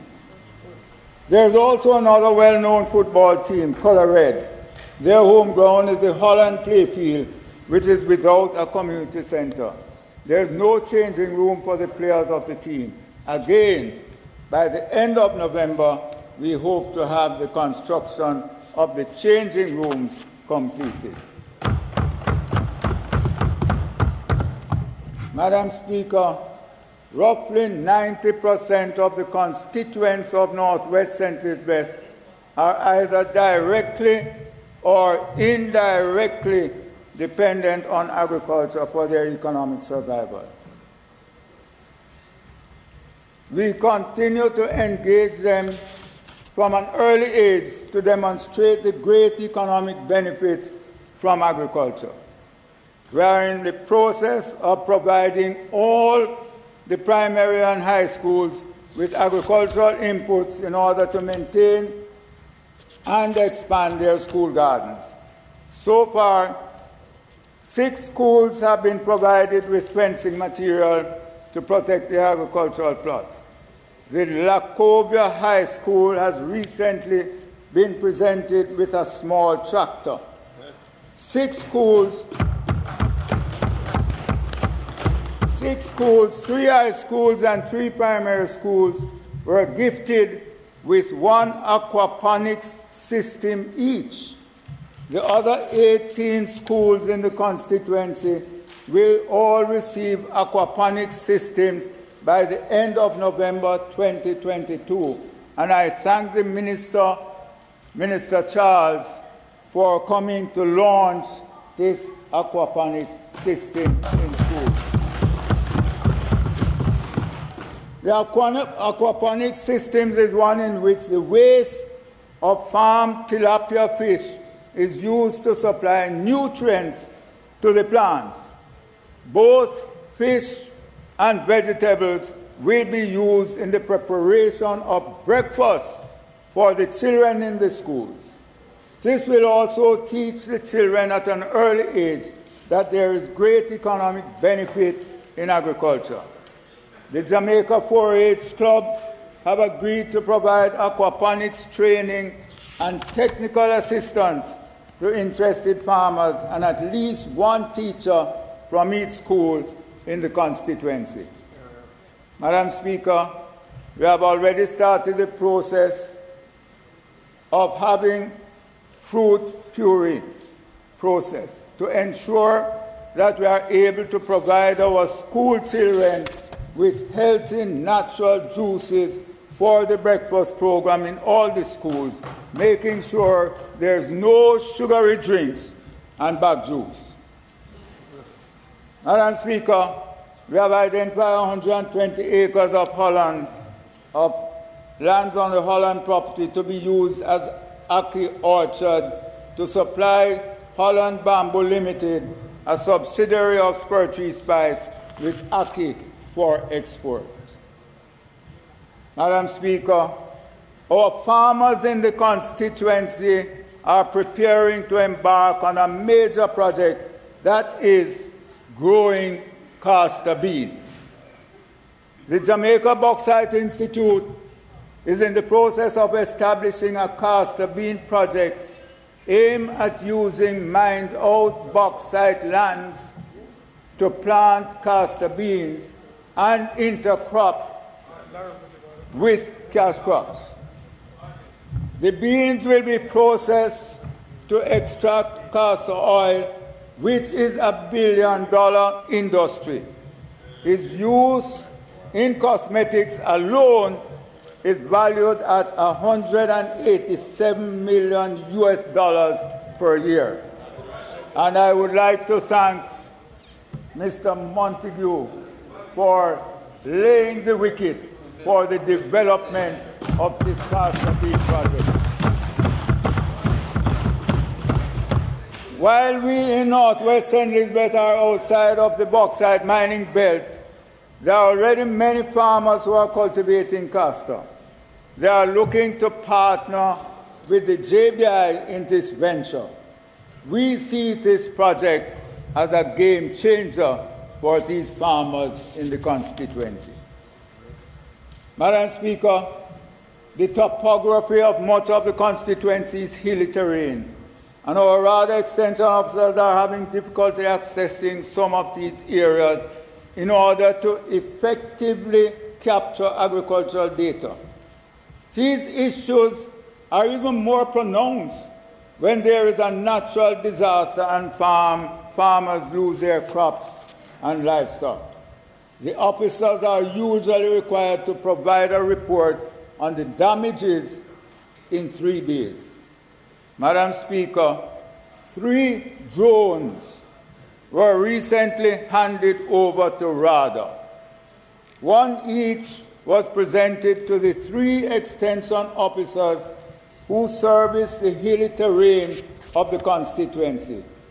These drones are capable of taking photos of crops being cultivated and assess the acreages with a greater degree of accuracy. In times of disaster, the drones will be able to identify with greater accuracy crop damage and animal loss, and will give the extension officer a more accurate and comprehensive report in a shorter time.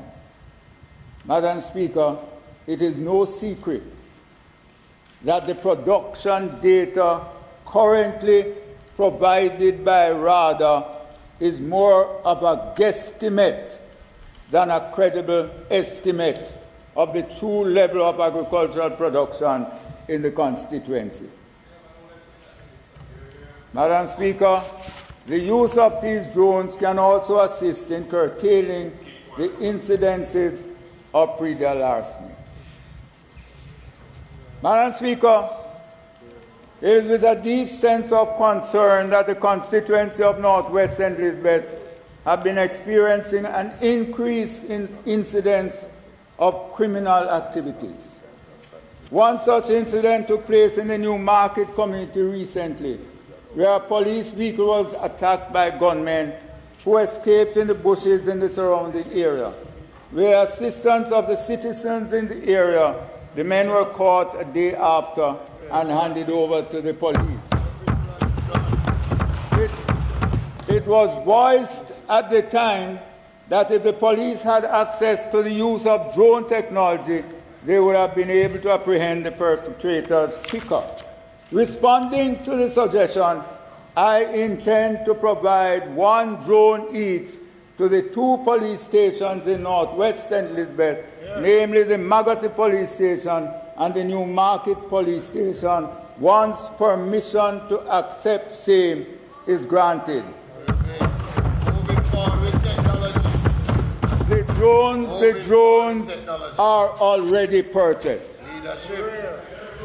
Leadership. Madam Speaker, I did not intend to speak on this aspect. That is technology, the chip. Moving forward. That is what I've been always advocating, and you know it. True. Madam Speaker, I did not intend to speak on this, but I heard a recent complaint from a member of the opposition accusing the current administration of playing politics with infrastructure. Madam Speaker, I have never seen a minister in charge of roads as accommodating to the opposition as the present minister of roads.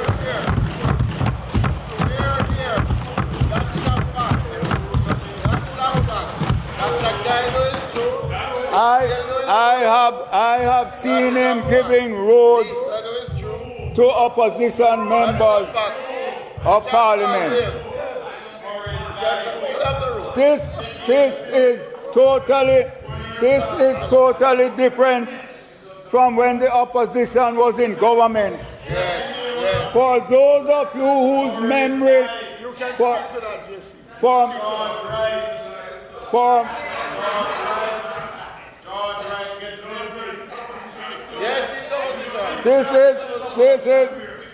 this is totally different from when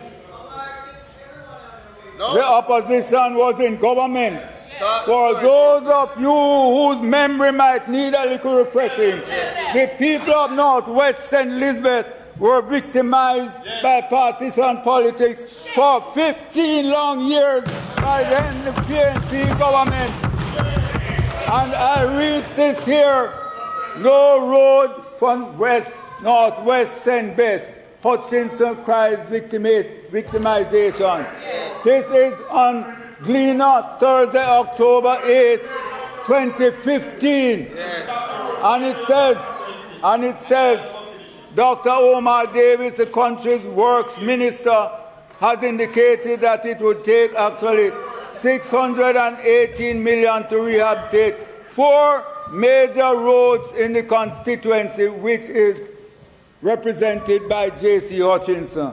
Madam Speaker, it so happens that the other constituencies in the parish was being given all the roads, and yet for 15 years, can any of you imagine if you have your constituency and you don't get roads for 2 years, what would happen? Much less 15 years.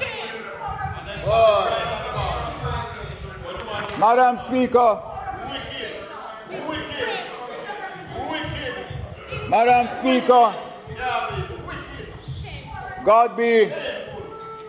to God be the glory.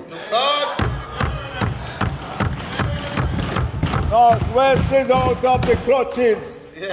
Since 2016, under this administration, the 4 major roads that were mentioned, number 1, Majesty to Arcadia, has been asphalted.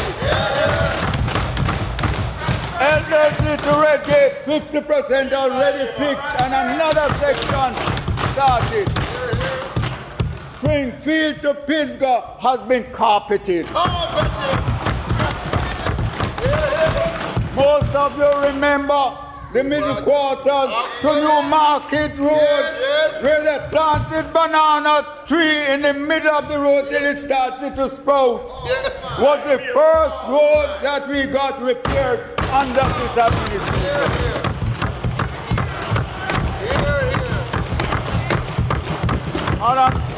Madam Speaker, what a difference. I must pause to acknowledge and to thank our most honorable Prime Minister, the members of the Cabinet, and my honorable colleague, Minister Everald Warmington,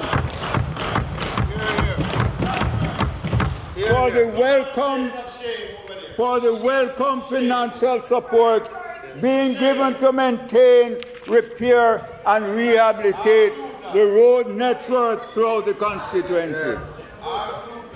Never before has Northwest St. Elizabeth had so many roads being fixed. Since the last financial year, we have had 9 main roads patched and 2 to be rehabilitated starting in another 2 weeks. We have also had 4 municipal corporation roads patched and another 2 just rehabilitated. Madam Speaker, persons traversing the constituency from Arcadia to Magotty will have the repairs to 4 breakaways in Jointwood repaired starting 4 weeks' time as soon as rains stop. Madam Speaker, we in Northwest St. Bess take agriculture as our main form of livelihood very seriously. The young, the old, men, women, and children are heavily involved in livestock and crop production. We have seen growing interest and appreciation of the economic viability of agriculture. One of our constituents' promising farmers is a young lady who is a member of the Holland Village Youth Group. Miss Khadisha Allen was recently awarded the Prime Minister's Youth Award for Agriculture and Agro-Processing. She is also this year's recipient of the Most Outstanding Young Farmers Award from the Agriculturist newspaper. Ms. Allen is currently one of 42 young farmers cultivating a variety of crops on the Holland property. Of that number, 32 are women, and they are now asking for more land in order to expand their agricultural production. Madam Speaker, a total of $5.4 million has been spent so far in assisting students going back to school. Of this amount, 1.2 has been spent on scholarship and bursaries to students. Madam Speaker, as time does not allow me to delve into other projects and programs in the constituency, I would just like to start looking ahead. Extensive work is currently being done to rehabilitate and re-establish bamboo plants in our world-renowned and most pictured and picturesque natural attraction, the Holland Bamboo Avenue. The emission of fumes from vehicles plying the route is one of the main causes for the destruction of some of the bamboo. I am requesting that an overhead bypass road be constructed starting at the entrance of Bamboo Avenue from the Lacovia end and extending across the Holland property to end a little beyond middle quarters. This would mean greater economic activity for the local and parish if the heritage site is developed and fully functional as a tourist attraction. Madam Speaker, adjacent to the scientific Holland Bamboo Avenue is a 2,400-acre property which is below sea level and has 3 springs with water flowing from them non-stop. This water has to be pumped off the property and into the Black River and was costing Campari, who operated the property, between $800,000 and $1 million per month for electricity, just to pump the water off the property.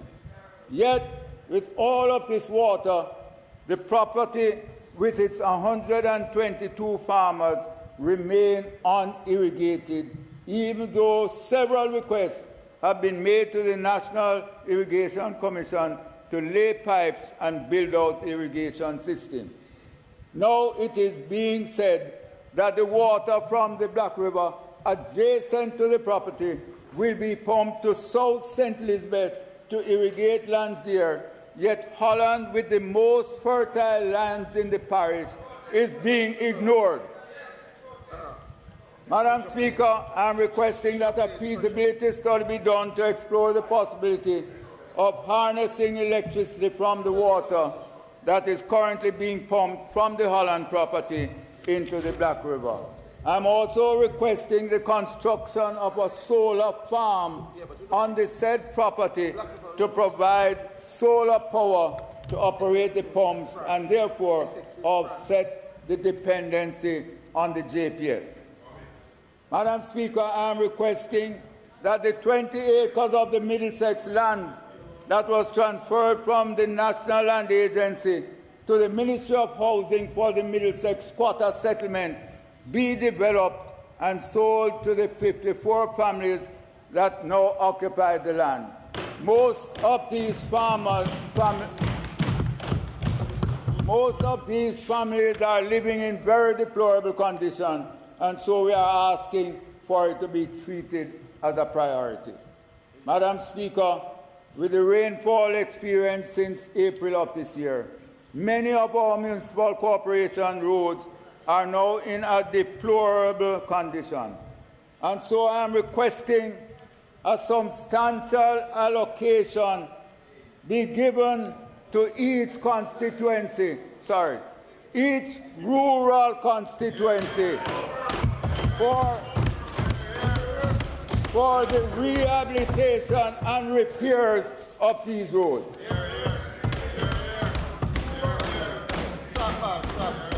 Madam Speaker, I am requesting the completion of the rehabilitation of 3 main roads, Prospect, Ginger Hill to Pisgah, and 4 parts to Springfield, and the patching of 12 roads. Madam Speaker, when these are done, my journey with main roads would have been completed.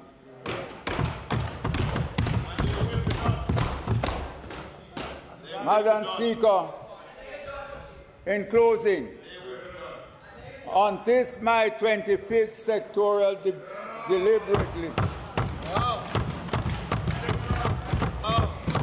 as member of Parliament for North West St. Elizabeth, and my 34th presentation overall as a member of Parliament, I must say how grateful I am to serve the Jamaica Labour Party and the government of Jamaica under the leadership of the Most Honourable Prime Minister, Andrew Holness.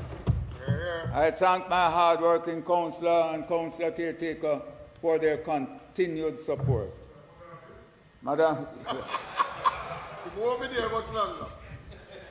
Speaker, I'm immensely indebted to the people of North West St. Elizabeth, who are not afraid to remind me that I am here today addressing this honourable House because of them.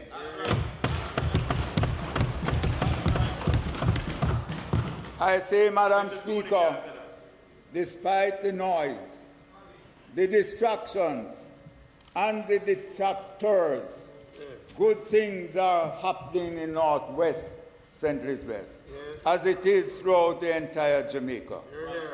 Our Prime Minister and this administration have been working for the upliftment and development of the people of North West St. Elizabeth and the entire Jamaica, and I thank them once again for their support. I say to those in North West St. Elizabeth, prosperity is not a dream. We will continue to work for you and with you to make it a reality. Northwest, St. Elizabeth, and Jamaica may not be where we want to be, but thank God, under the Prime Minister, we are moving closer to prosperity. Thank you, God, for keeping us. Let us continue to work together as a team to build this nation.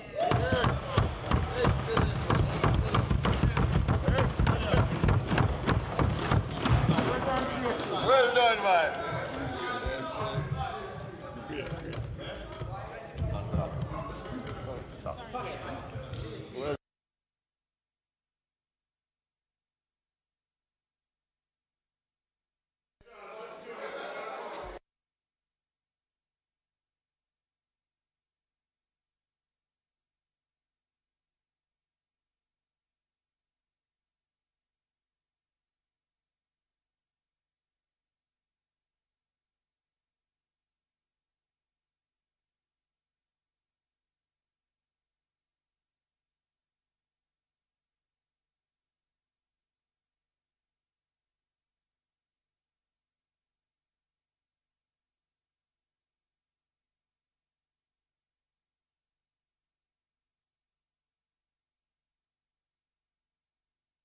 Madam Speaker.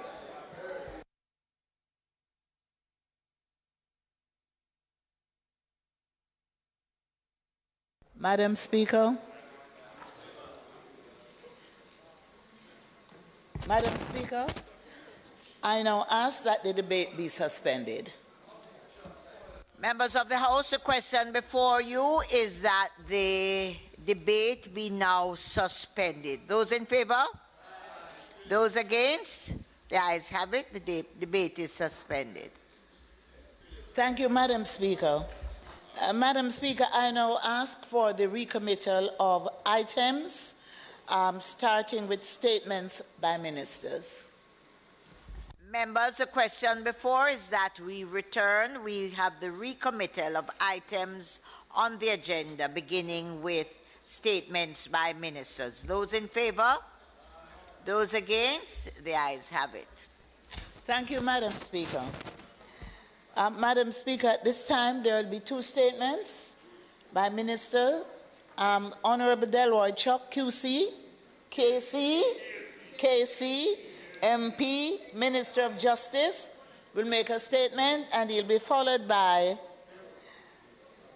the Honorable Robert Morgan, Minister without portfolio in the Office of the Prime Minister with responsibility for information. Thank you, Madam Speaker.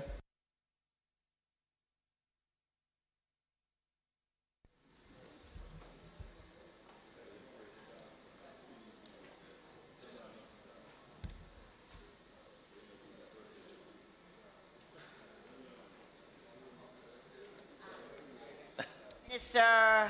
Chuck. Thank you, Madam Speaker. Madam Speaker, I take the opportunity to inform Parliament of the signing of a historic partnership between the Ministry of Justice and the churches. On Tuesday, September the 6th, 2022, the leaders of 13 umbrella group of churches signed a memorandum of understanding to train church members and leaders in restorative practices. This group of 13 represents over 3,000 congregations across Jamaica. A point to note, Madam Speaker, is that once these church members and leaders are trained, they will join a total of 2,398 teachers, students, and parents who have been recently trained in 81 schools across the island. Noteworthy, Madam Speaker, as examples of the churches represented, the signing by President of the Jamaica Union of Conference of Seventh-day Adventists, Dr. Everett Brown, representing 735 churches. The Jamaica Council of Churches, Reverend Newton Dixon, representing 1,100 congregations. Suffragan Bishop of Kingston, Right Reverend Garth Minot, 277 churches. Reverend Gladwin Kidu, Church of Christ in Jamaica, representing 70 churches. Madam Speaker, we plan to train approximately 25 members of every congregation over a 2-day period in restorative practices. Madam Speaker, training church members from across every nook and cranny of Jamaica is a preemptive step in preventing disputes in communities and families from escalating. The church members will be trained in areas such as convening restorative circles in which persons can address issues causing conflicts and have them resolved. There are other church representatives, Madam Speaker, who had indicated their intention to sign, but were unable to be present at last Tuesday's signing. Madam Speaker, apart from those churches represented, the Ministry of Justice is encouraging representatives of all churches, faith-based organizations across Jamaica to reach out to the administrators at our 20 restorative justice centers island-wide in pursuit of this partnership. Contact can be made by calling 888 Justice or 888-587-8423. Madam Speaker, restorative justice has been a huge success, and the statistics shows that for the past 4 years, more than 7,000 conflicts were referred to RJ for settlement. Those referred by the courts constitute 78% of the cases. Madam Speaker, of the approximately 6,000 cases referred by the courts, 93%, Madam Speaker, 90+% were successfully completed. And along with the referral from the community and recommendations by the police, the overall success rate is approximately 80%. So, Madam Speaker, even where matters are referred outside of the courts, the success rate is over 70%. Madam Speaker, with such a highly successful mechanism to resolve disputes, I wonder why are more matters not being referred for resolution? Accordingly, Madam Speaker, I urge my colleagues and the country to encourage parties in dispute and conflicts, or people who know of such parties, that they be referred to a restorative justice center, which would ensure that most of them are settled. Madam Speaker, with so many disputes, disagreements and conflicts simmering across neighborhoods, communities, schools and homes, we need to find ways and means to get the parties to a restorative justice center. By reaching out to the churches, Madam Speaker, the Ministry of Justice hopes that more matters of abuses, harm, and wrongdoing can be referred to the restorative justice centers where the parties can get together to find healing and forgiveness. Madam Speaker, by going through the restorative justice process, parties can have their hitherto good relationships restored. Most cases, Madam Speaker, physical abuse and emotional hurt are between parties well known to each other. Domestic abuses and violence are at epidemic proportion. Violent conflicts in schools and communities are occurring daily. These acts, Madam Speaker, sometimes rise to the level where criminal charges are brought and persons prosecuted, which seriously damage relationships, cause bitterness to linger, and sometimes lead to reprisal. Madam Speaker, restorative justice can heal the wounds and restore the relationships. Therefore, Madam Speaker, we encourage parties in disputes to seek assistance from our restorative justice officers in any of our 20 centers. At our centers, Madam Speaker, trained personnel will examine the issues and determine whether the party is referred to a trained RJ restorative justice facilitator or to a mediator. And for information, Madam Speaker, there is a difference between restorative justice and mediation, and the RJ centers can easily discern which mechanism is suitable. Today, I deal primarily with restorative justice. Far too many of our people are using abuse and violence to settle their conflicts. If they could only be referred to the restorative justice centers, the likelihood of an amicable settlement could result.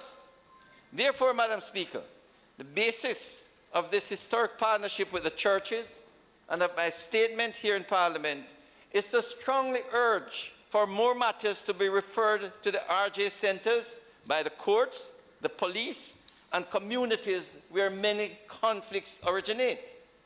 Far too many of these disputes and conflicts are dealt with inappropriately when, with the assistance of restorative justice facilitators, the matter could be resolved satisfactorily. In fact, Madam Speaker, the Ministry of Justice is embarking on a major sensitization on all our alternative dispute resolution programs, which are offered free of cost to the public. Madam Speaker, in addition to our success in RJ matters, the Victim Services Division has counted 13,674 new and follow-up clients for the period January to December 2021. For the period January to July 2022, 8,025 new and follow-up clients have been seen. Madam Speaker, the child diversion program is steadily picking up steam, and we continue to encourage the courts and the police to refer children to the program. We have excellent plans, Madam Speaker, for the children in the program, administered by over 23 of the best counseling and clinical psychologists across the island. Madam Speaker, as previously mentioned, we have already started in our schools, and with the partnership of the Ministry of Education, similar training continues across schools during the new school year. Presently, Madam Speaker, we are conducting training to increase the number of restorative justice facilitators in order that every parish will have trained personnel in RJ principles to conduct these two-day training programs, and also to be available for restorative justice circles. RJ circles, Madam Speaker, are the mechanisms that enable parties to meet and settle their conflicts. Madam Speaker, it is important that RJ should be available in every corner of Jamaica. And this successful mechanism should not only be known, but should be utilized. Amazingly, Madam Speaker, while we have not been able to fully educate all Jamaicans about RJ, other countries are aware of the success of our program. Indonesia, Nigeria, Australia, and a few other countries are in touch with us. Indonesia, in fact, Madam Speaker, proposes to send a 15-member delegation to Jamaica to get a first-hand look at our program because they have heard of its success. Madam Speaker, I attach statistics for the period 2018 to June 2022, highlighting the success of the RJ case conferences. And I hope, Madam Speaker, that persons will acknowledge and know that when parties are referred to RJ and the circles are conducted, 3 out of 4 and more of them are settled. We, Madam Speaker, would like more persons in dispute and conflicts to use this program. Thank you, Madam Speaker.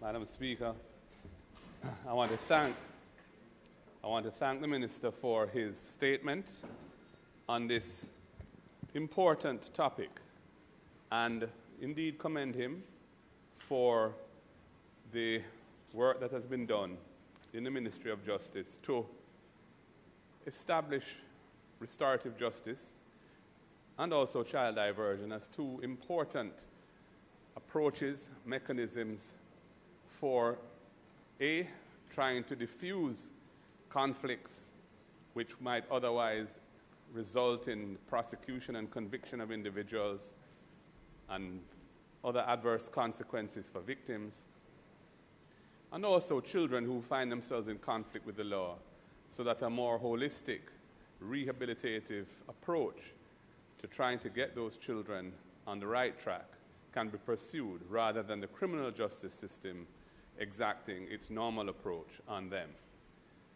I am happy to hear the levels of success that this program is already beginning to deliver. This is not surprising to me, because I was always a firm believer in restorative justice and child diversion. Indeed, we piloted, when I was Minister of Justice, the use of restorative practices in the schools, and the then Minister of Education, Ronnie Thwaites, was quick to embrace the concept And I'm glad to see that it has gone further now and will no doubt continue to grow, because we're seeing the conflicts in our schools on an almost daily basis. So there's obviously a need for this type of mechanism to be employed pervasively to try and manage these conflicts. I'm very happy to hear that the churches are getting on board. Minister, this is good news. And I thank you for your efforts to get them on board and to train members of their congregations. They are in communities. They interface with a lot of issues, domestic violence issues and other issues affecting their congregations. And restorative justice, I think, is an important way of trying to mitigate against some of the negative consequences of our propensity for violence in this country. Because, first of all, it's a relatively low-cost thing to administer. Secondly, it has become very effective and proven itself in many different countries of the world, different cultures of the world, to be very effective. Because it really deals with the whole situation and tries to adopt an approach of achieving healing of a relationship. It's a relationship-based system.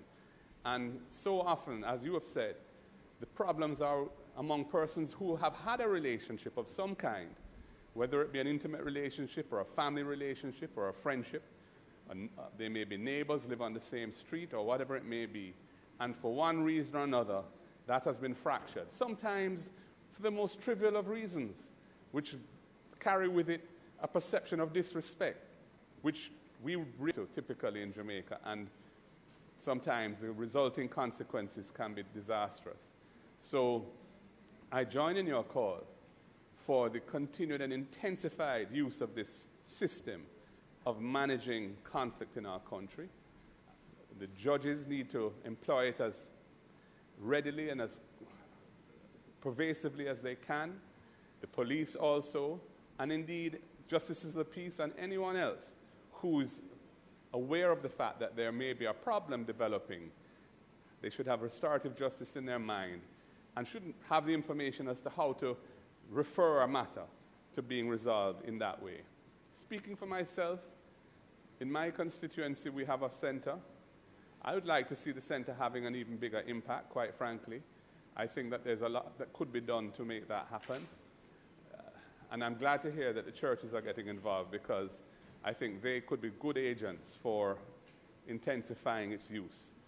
You know, so often where people live in relatively dense populations, you know, there's not a lot of space in the home, a lot of life is conducted on the street, and that kind of thing. It is easy for persons to lose their cool. And unfortunately, we have an anger management problem as part of our culture, I would say. And we need to have mechanisms like this that can help to diffuse those things until we are able to change that culture. But I'm pleased to hear that Indonesia is looking to come to Jamaica and see what we have done here. That's very good. I remember bringing the cabinet submission to cabinet for the drafting instructions for restorative justice and child diversion to be issued. And that legislation was in an advanced stage of development when you succeeded me and you carried the ball forward, and I'm glad to see the positive results that it is yielding.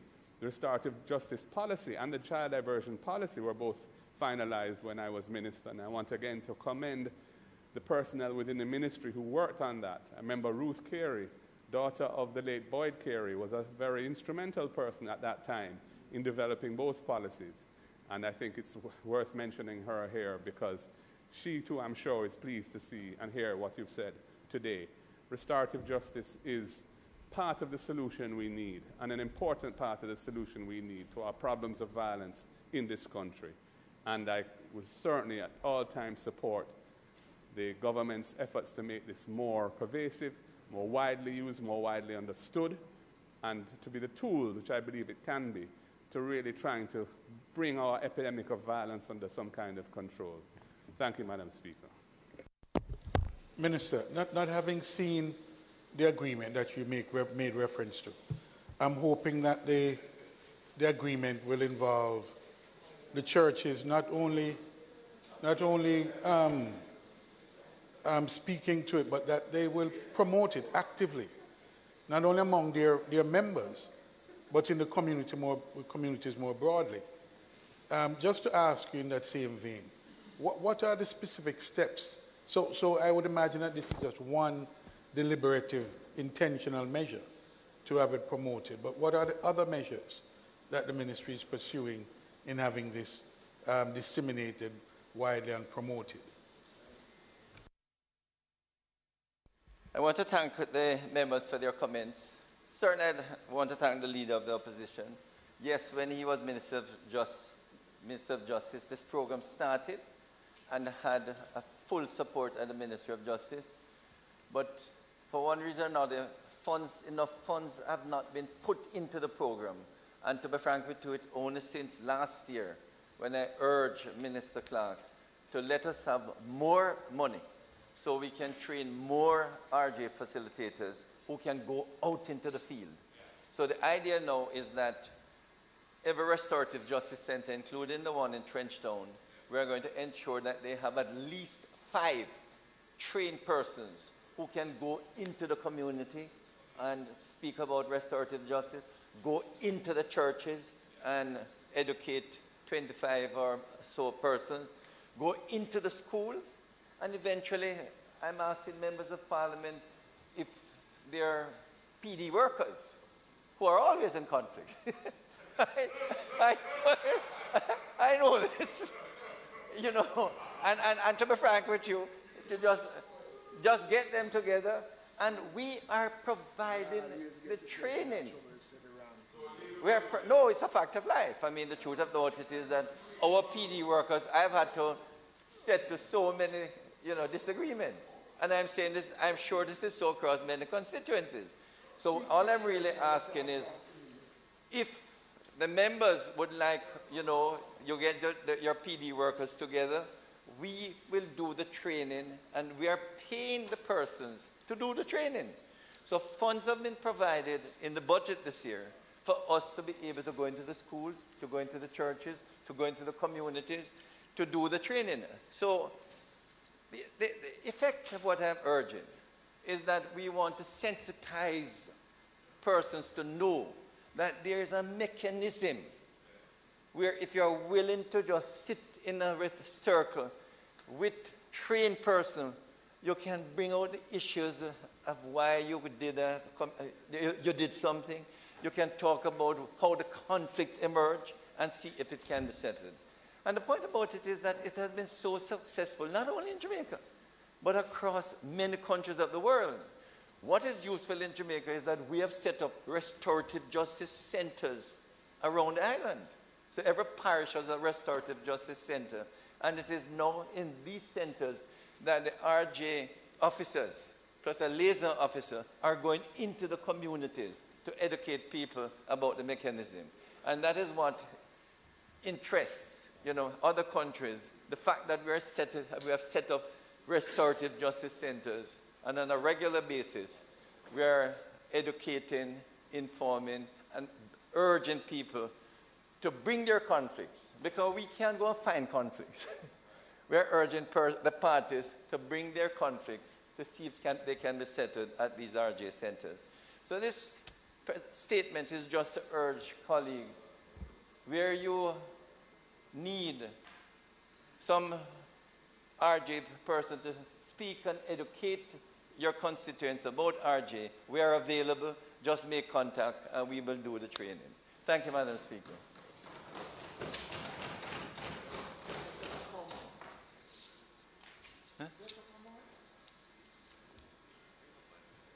Minister Morgan. I can't hear you. I can send it to you. But in the church can call us. In the church can call. And we'll arrange, right? Thank you. Madam Speaker, well, considering the depth and breadth of previous presentations on this matter, I will not seek to gild the lilies. But just for information, the government and people of Jamaica has already been expressed, joined with the British royal family, the people of the United Kingdom, and the entire Commonwealth in mourning the passing of Her Majesty the Queen Elizabeth II. Since her coronation, she visited Jamaica every decade until the early 2000s. Her tours saw her visiting Jamaica 6 times: 1953, 66, 75, 83, 94, and 2002. She made several presentations to this House, and that is recalled by many unto this day. We also recall during her reign, she undertook more than 200 visits to Commonwealth countries, visiting almost every country in the Commonwealth. The important part about this statement is actually to bring clarity to some concerns and confusion that may be in the public domain about the period of mourning. To observe the death of Her Majesty, a period of national mourning and a day of national mourning have been declared by the government, with procedures which will guide realm countries across the world, such as Jamaica. Accordingly, the period of national mourning commenced on September 8, 2022, the day of the sovereign's demise, and will end on September 19, 2022, the day of her funeral. The day of national mourning is September 18, 2022. During this period, the government, its ministries, departments, and agencies have been asked and will take certain actions. By way of example, members may be aware that flags on public buildings are being flown at half-mast. The Jamaica Defense Force has performed a 21-gun salute, and a condolence book has been opened at King's House with members of government, opposition, and other dignitaries already signing. We expect that other condolence books will be opened at designated locations shortly.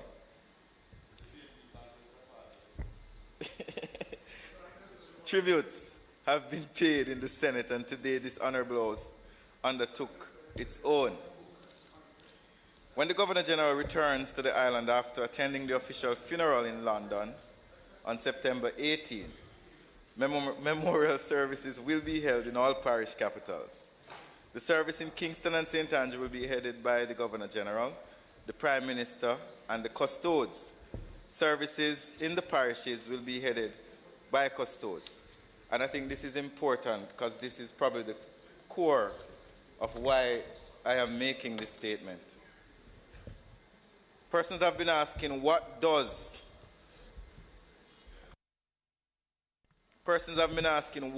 this period of mourning mean for them? We wish to clarify for the benefit of members of this House and the general public. 1, mourning procedures apply largely to the government, ministries, agencies, and departments. Accordingly, no celebratory activities should take place within the public sector during this period. For clarity, members of the public who wish to partake in the period of mourning may choose to act with constraint during this period. However, private events are not prohibited. Citizens may go about their normal affairs. Thank you, Madam Speaker.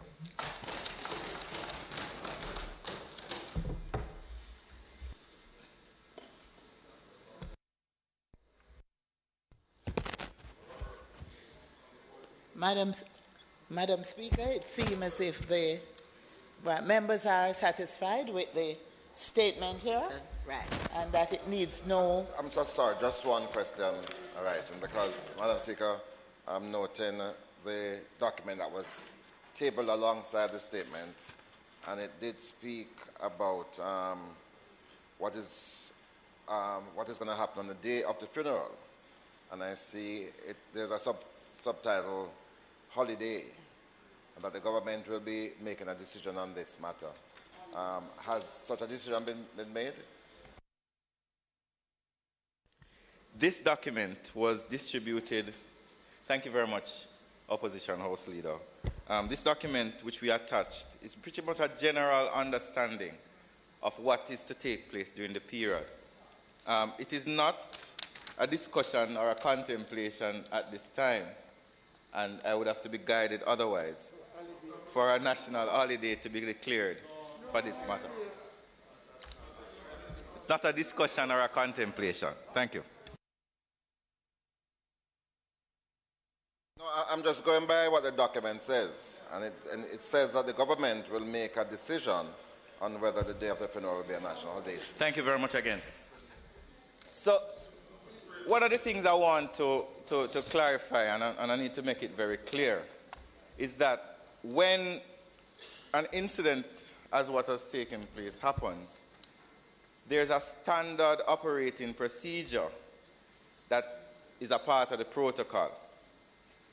Some are optional, some are pretty much standard. The government then has to make a decision as to which aspect of the process, based on the context of our society and what are our imperatives. So though you may see this is a standard operating procedure, but the government makes decisions over time as to which aspect of it will follow. But this is a very good guide, generally to members of the public and other members, as to how things should be done or could be done. Thank you very much.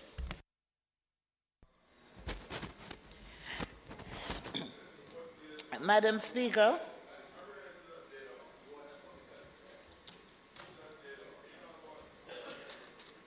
Madam Speaker, the time being for... I'm going to go through the rest of the agenda down to... We have not done announcements or bills, so I'll just go down, House Leader. Thank you. Announcements. Laid on the table of the House today are the following two documents. One, the Integrity Commission Special Report of Investigation conducted in the circumstances surrounding the award of contract of Knightsman Security Limited for the provision of security services at the downtown Kingston Transportation Center for the period 2010 to 2011. And two, annual report of the Jamaica Business Development Corporation for the year 2019-2020. Madam Speaker, could you crave my indulgence for a minute? There have been reports tabled by the Integrity Commission and the Auditor General in the Parliament, and unfortunately the members are not getting the documents in a timely fashion.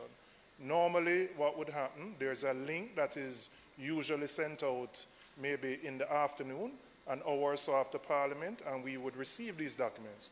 There have been two such reports in the last month or so that it has taken us 3 days to get the reports. We actually see the reports in the media. The people call us, but as members, we are not privy to the report. I know this is an administrative issue, but it is really not acceptable for reports to be tabled here and members not have immediate access to them. So I'm asking, I've raised it with the clerk already privately, but I'm asking that we rectify it so that in a timely fashion the members can get these reports. Your concern is noted. The truth is that the report came, it was read by the Office of the Clerk and then sent to IT department for the link to be sent out. So we have noted it and we'll endeavor once it gets here within a certain time so that it is sent out, because once it comes in, the clerk has a duty to read it, pass it to IT, and then send the link out. So it wouldn't come in if it comes in late and just automatically sent out. No, Madam Speaker, I understand the process. That's not what I am questioning. I can indicate what the past was, where if it was tabled after the clerk speaks to it, by 5 o'clock a link would be there, even when we are sitting here, and would have access. The problem is it's taking a day or two later, and the media gets the report before the members do. And I'm just saying that administrative matter has to be resolved so we can get the reports immediately once they're tabled. And I do agree with you. The clerk has assured me that this has gone to IT and the link should be out. But I note your concern and we will have the matter addressed. Bills brought from the Senate, petitions, papers, reports from committees, notices of motions given orally, questions and answers to questions. Thank you, Madam Speaker. Madam Speaker, the time being 4:31, I now move that the House be allowed to receive and answer questions at this time. Members, the question before you is that the standing orders be suspended to allow the questions to be answered after 3:15. Those in favor? Those against? The ayes have it. So, Madam Speaker, at this time I would indicate that the Honourable Robert Morgan, Minister without portfolio in the Office of the Prime Minister with responsibility for information, will answer the questions that were posed to the Most Honourable Andrew Holness, Prime Minister.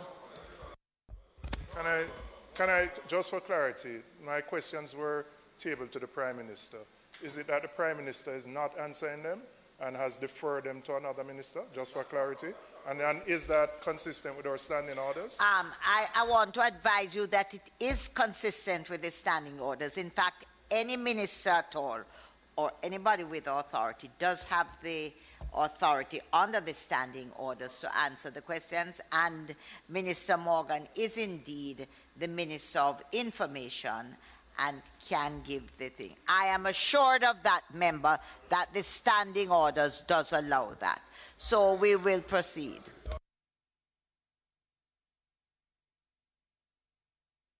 If questions are on the table to be answered and they are not answered, people ask for it to be answered. Now that the questions are being answered, there is a thing. But I'm going to refer you to Standing Order 17, subsection 3, which allows any minister to answer the questions. So, Minister of Information, will you answer the questions that were asked of the PM as a Minister of Information?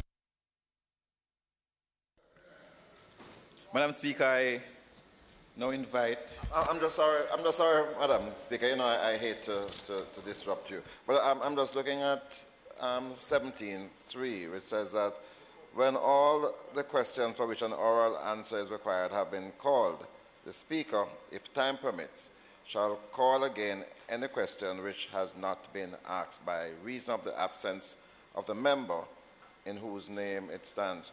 I did see the Prime Minister here today.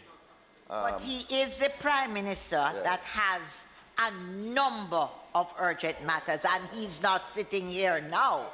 So, indeed, the Minister of Education will answer the questions in his name. Yes, but I'm still trying to understand subsection 3, Madam Speaker.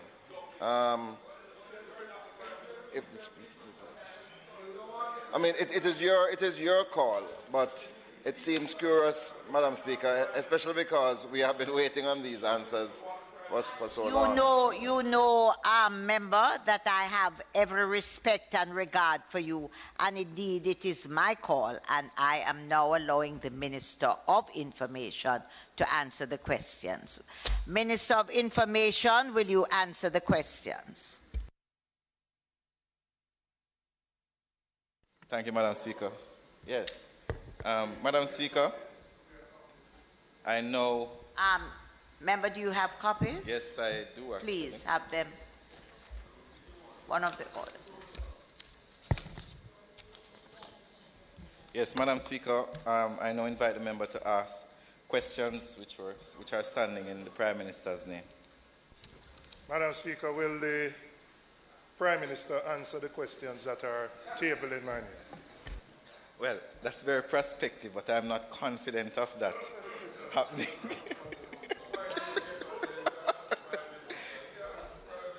Madam Speaker. I'm so sorry, Madam Speaker. You know, it pains me to interrupt again.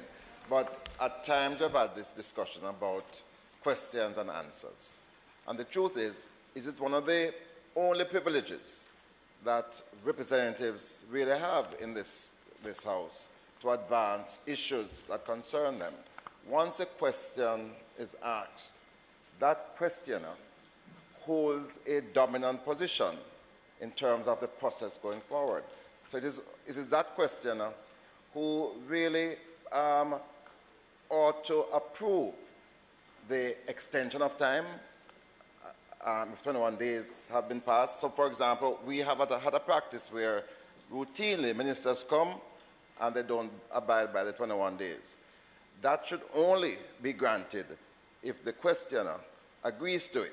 That's how strict the standing orders are. And certainly in relation to who answered the question, really the person who asks the question has to be consulted. I don't believe, Madam Speaker, in reading the standing orders that it is just a matter of the Speaker making a determination in light of the absence of the minister to grant, to ask another minister the question. I don't believe that that is the purpose for which these, I don't believe that's the correct interpretation for these standing orders. I am looking for this section which gives the Speaker, just a moment, I want to be fair. Is it that the House is not interested in the answers anymore? I thought the member asking the question was interested in the answers. Are you interested in the answers to the question, or are you interested in a particular person? What is it you're interested in? No, I'm asking the person. I'm speaking with the House leader who just addressed something to me. Oh.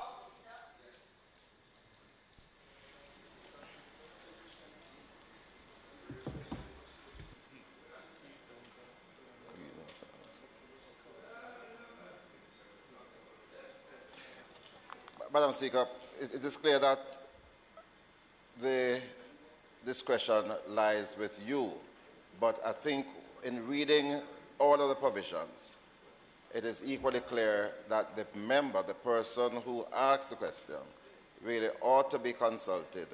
Guide me to that section in the standing orders, because I'm not seeing that section.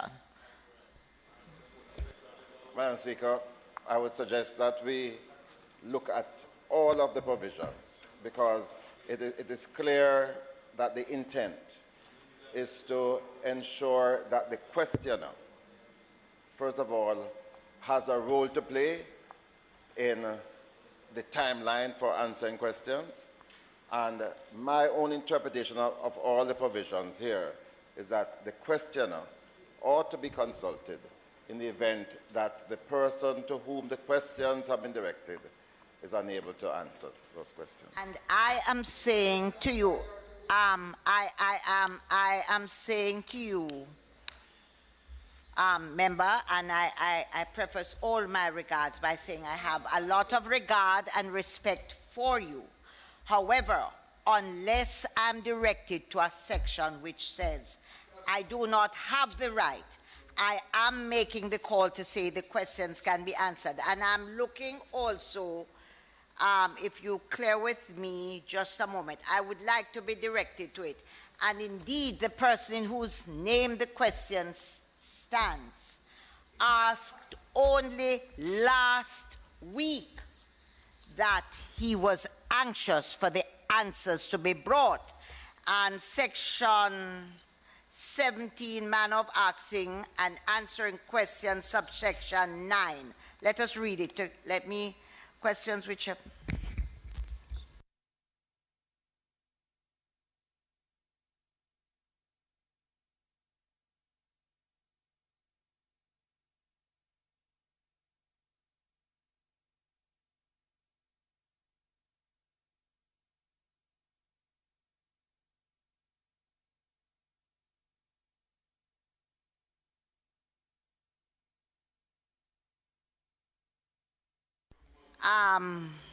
question 9, subsection 9 of 17 speaks to exactly what you're saying. And unless it is that the person in whose name the question stands wishes to signify that he doesn't wish to have the questions answered, then that is it. Other than that, my ruling this evening is that the questions be answered by the Minister of Information. Just read it. Madam Speaker. Yes. You indicated, if I may, you indicated that Section 17.3 gives permission to the Speaker to assign the answering of a question to another member. My interpretation, not being a legal person, suggests that Section 17.3 only gives that authority to the person who asks the question. It says, when all questions for which an oral answer is required have been called, the Speaker, if time permits, shall call again any question which has not been asked by reason of absence of the member in whose name it stands. The question by reason of absence of the member in whose name it stands, in which case another member may, if deputed by the absent member on his behalf, either ask a question or request its postponement. That's him. The Speaker shall also call again any questions which have not been answered by reason of the absence of the Minister for whom it is addressed. It does not give permission for another person who may be deputized by the Minister. So unless you can point out, House Speaker, where this authority lies, this Section 17.3 does not provide for that.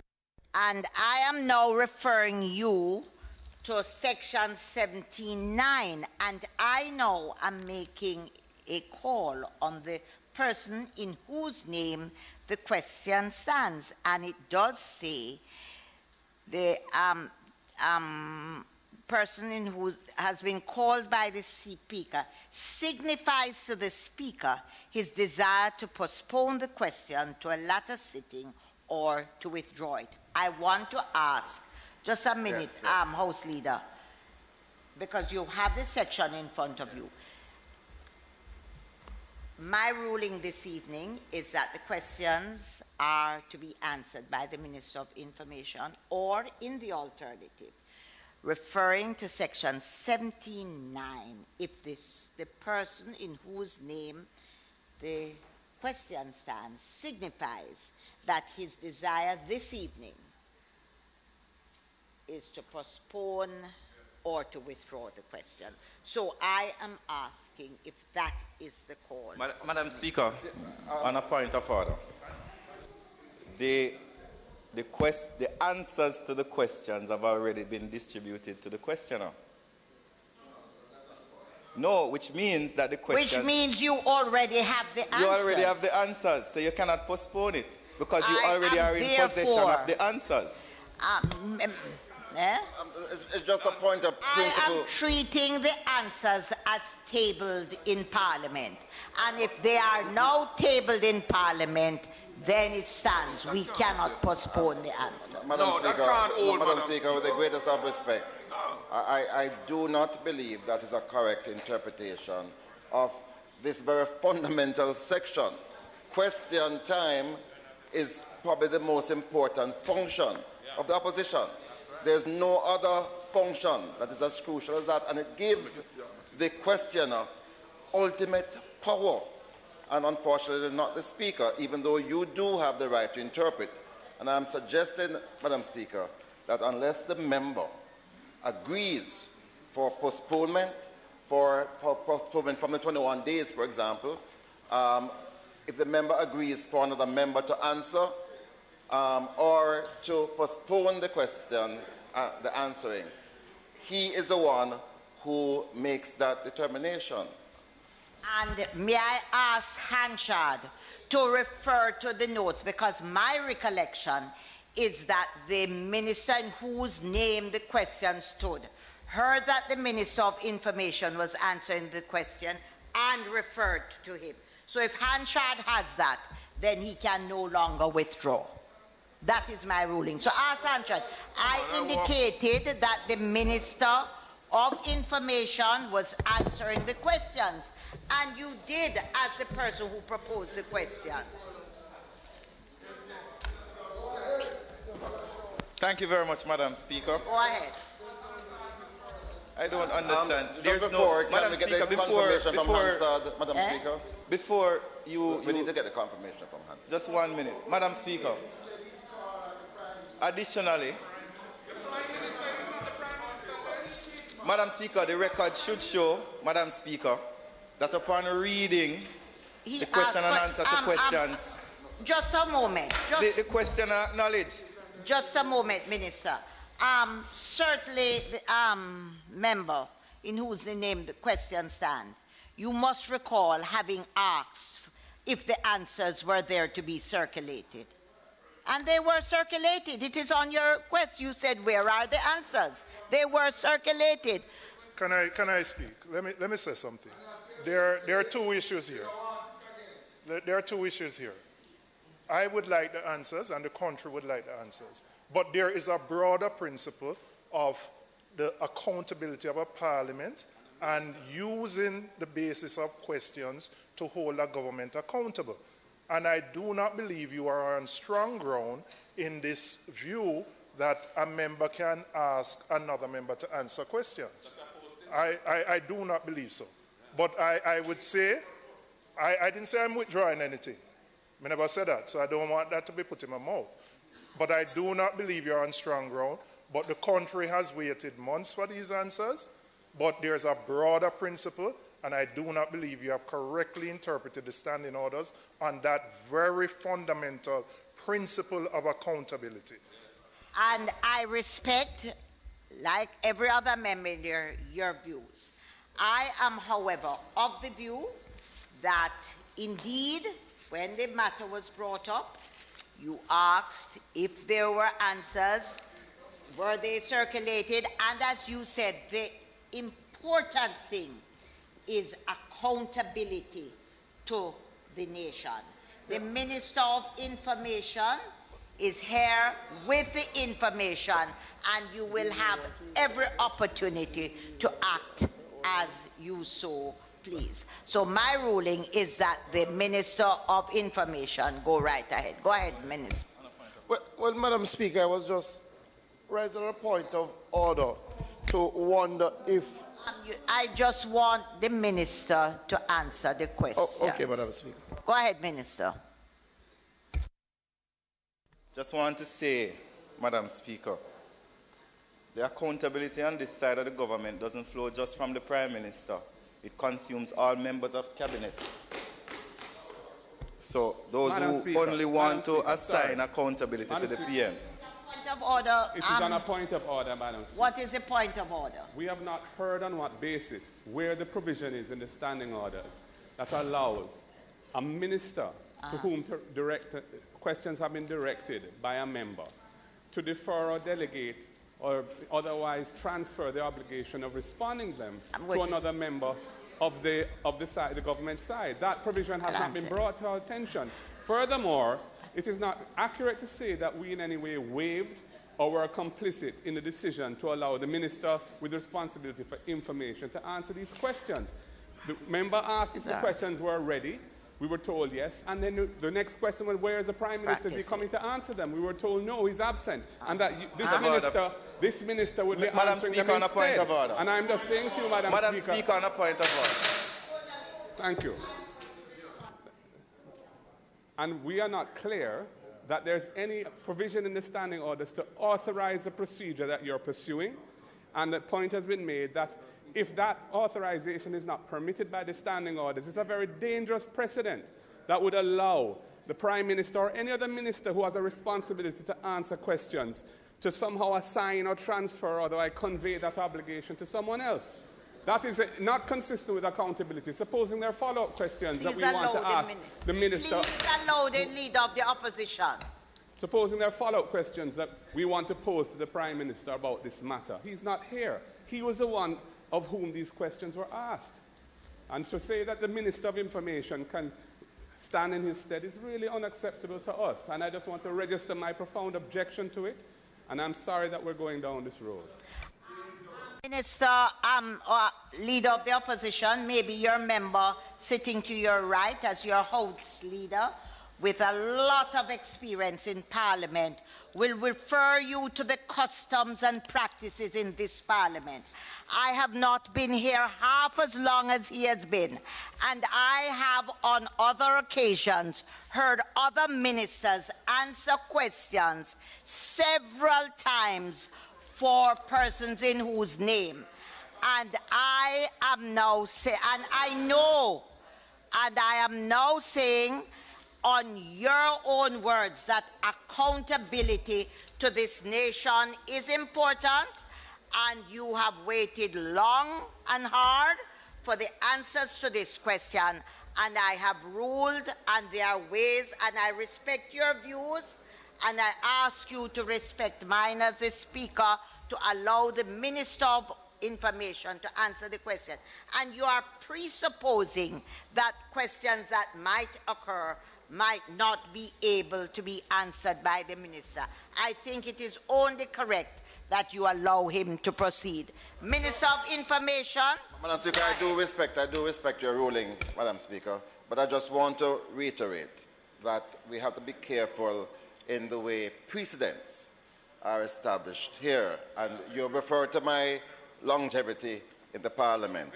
And the fact is that I have never witnessed where, unless approval is granted, that another minister can answer questions that were posed to a particular minister. It has never happened before in my time, and I'm here 25 years, and I just believe that it is not a practice that you want to sanction today, Madam Speaker, with the greatest of respect. So I ask the person in whose name the question stands.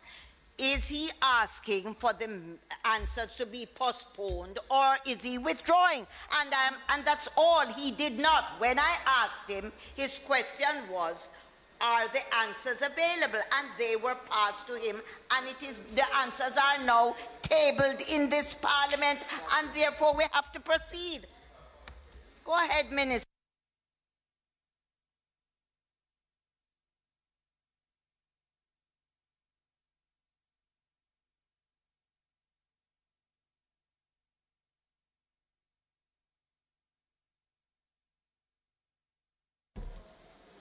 Thank you. Would the Prime Minister state the following? The total cost of the campaign for Jamaica's candidature for the post of Commonwealth Secretary General, the cost of airfare and accommodation, and the cost of marketing, communications, and public relations for the campaign. Answer. 1A. The total cost of the campaign for the Jamaica's candidature for the post of Commonwealth Secretary General is $18,226,775.07. 1B, the cost of airfare and accommodation taken out of that $18 million was $10,395,188.32. The cost of marketing, communications, and public relations for the campaign paid for by the government extracted from that 18 is $5,182,500. Note, however, Madam Speaker, the difference between the total cost at A and the cost at B and C includes campaign support events such as refreshments, photography services, ground transportation, overtime costs, meals, and COVID tests. Question 2. Would the Prime Minister confirm if Finn Partners provided public relations, media relations, and thought leadership services for Jamaica's candidature for the post of Commonwealth Secretary General? The answer is yes. 3, if the answer to part 2 is in the affirmative, would the Prime Minister state A, by whom was the company engaged? Answer, members of Corporate Jamaica paid Finn Partners to provide international communication services for Jamaica's candidature for the post of Commonwealth Secretary General. B, what was the duration of the contract? Answer, as stated in public filings by Finn Partners, the contract was for 3 months, the anticipated duration of the Commonwealth Secretary General campaign. C, the amounts paid and payable to the company under the contract. As stated, answer, as stated in public filings made by Finn Partners, the value of the contract was $99,000 US. D, the source of funds to pay the company? Answer. The government is aware that members of Corporate Jamaica paid Finn Partners for their services. The government has received permission from Grace Kennedy Limited, the Most Hon Group, and Keith Duncan to make the public aware that they contributed to the payment of Finn Partners. Question 4. Would the Prime Minister indicate whether the government of Jamaica received any financial or other support from any government or non-Jamaican entity in connection with Jamaica's candidacy? Answer. No financial or other support was received from any government or non-Jamaican entity in connection with Jamaica's candidature. Question 5. If the answer to 4 is in the affirmative, would the Prime Minister provide the details of such support? Answer is not applicable.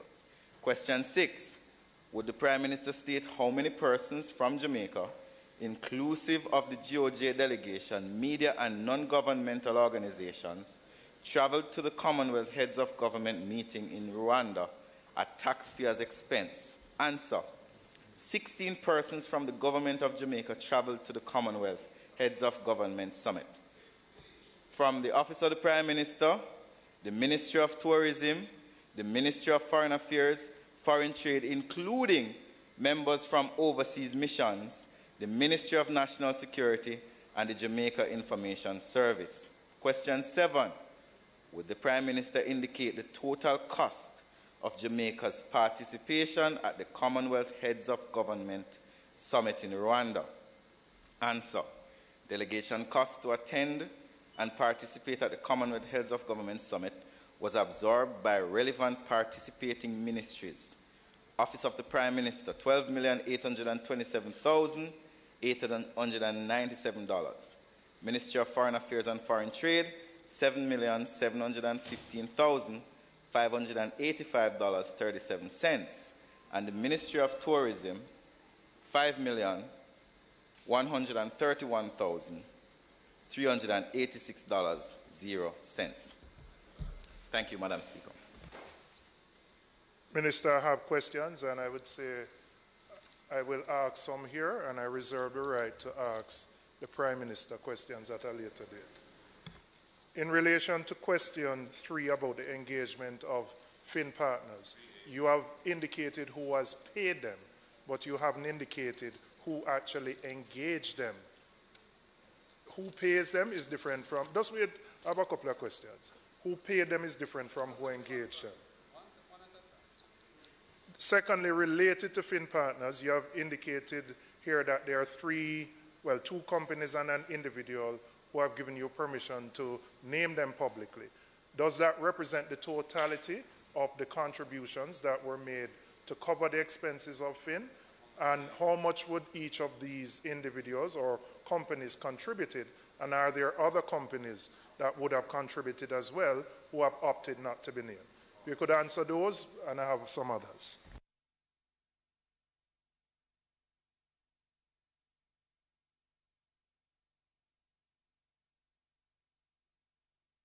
Thank you very much, Member.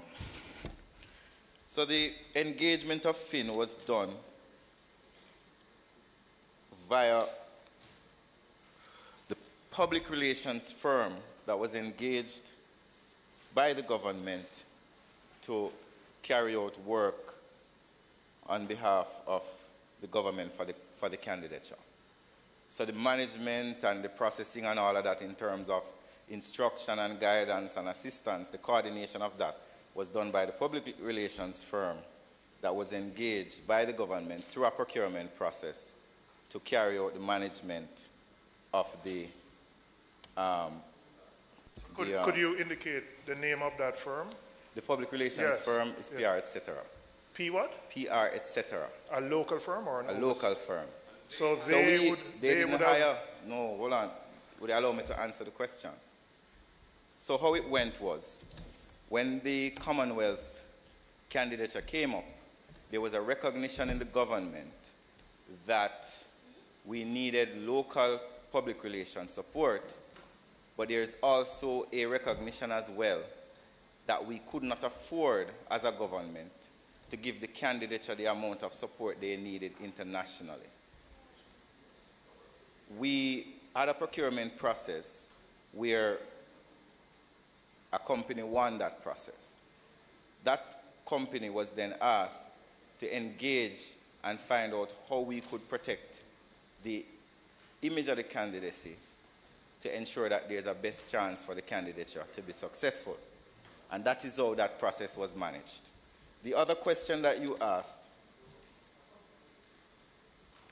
no, the names I referred to, I do not suspect reflects the total sum, because it is not all the entities that have participated in the engagement of the company who have given us permission to call their names in Parliament. And I think I'm kind of disappointed. Let me tell you why I am. Because a lot of these persons participated because they believed not in the government, not in Kamina Johnson-Smith, but they believed in the candidature, that it was Jamaica's candidature and it would bring significant benefits to our society. But I suspect that a lot of them are saying to themselves, why would we want to get into this controversy where we are legitimate businesses and individuals? We have contributed to opposition conference and opposition activities and government activities. And in this case, we are being dragged through the coals. So I am disappointed, but I'm hopeful that others will want to one day speak about their contribution to this candidature. Madam Speaker, I don't know who is dragging anybody through the hose. All of us here are subject to public finance regulations. At an individual level, we have to do integrity reports on an annual basis. The principles of accountability, which all of us have to participate in, and we would have been candidates in a general election where we had to declare who contributed to our campaigns, is no different. So I don't want the member to posit this, that we are dragging people through any kind of my terms mud at all. But the reality is, the reason you have that level of accountability is to protect and to safeguard particular interests against having a disproportionate influence on policy, etc. And that is why we have public finance laws and guidelines. But let me ask the minister. You indicated that there was a PR company, PR, etc., I think is the name of the company. So that costing would have been captured under 1C, the $5.1 million that would have been paid for marketing, communication, and PR for that specific company?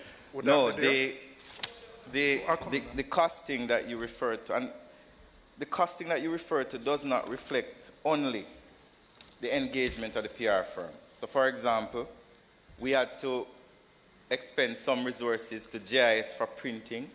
We had to hire a graphics company for those, the websites and all of those things. We also had to hire a photographer. And there are other costs, minor costs, that came out of that $5 million. So it would not be fair to say that that $5 million was spent on a PR company. That would not be factually correct. What I could do for you is I could give you a breakdown at another time of what the $5 million was used for. And that, yes, and in fact, I didn't say that the $5 million was the entire cost for the PR firm. I asked if it was included in the $5 million. Can you state in terms of the three that have been named, do you know what percentage of the totality they would have contributed versus other companies which are unnamed? No, I would not be able to articulate that. No. As I said before, the three have said we could reveal that they contributed, but I would not be able to give you a quantum as to how much each gave. In relation to the delegation that went to the heads of government meeting in Rwanda, could you state what the objectives of the delegation were and what has been accomplished out of the trip? And I recognize that not everything will be immediately realized when you have such a meeting, but $25 million on a trip to Rwanda is a lot of money, and it's important that the public knows what value the government of Jamaica would have gained from that mission.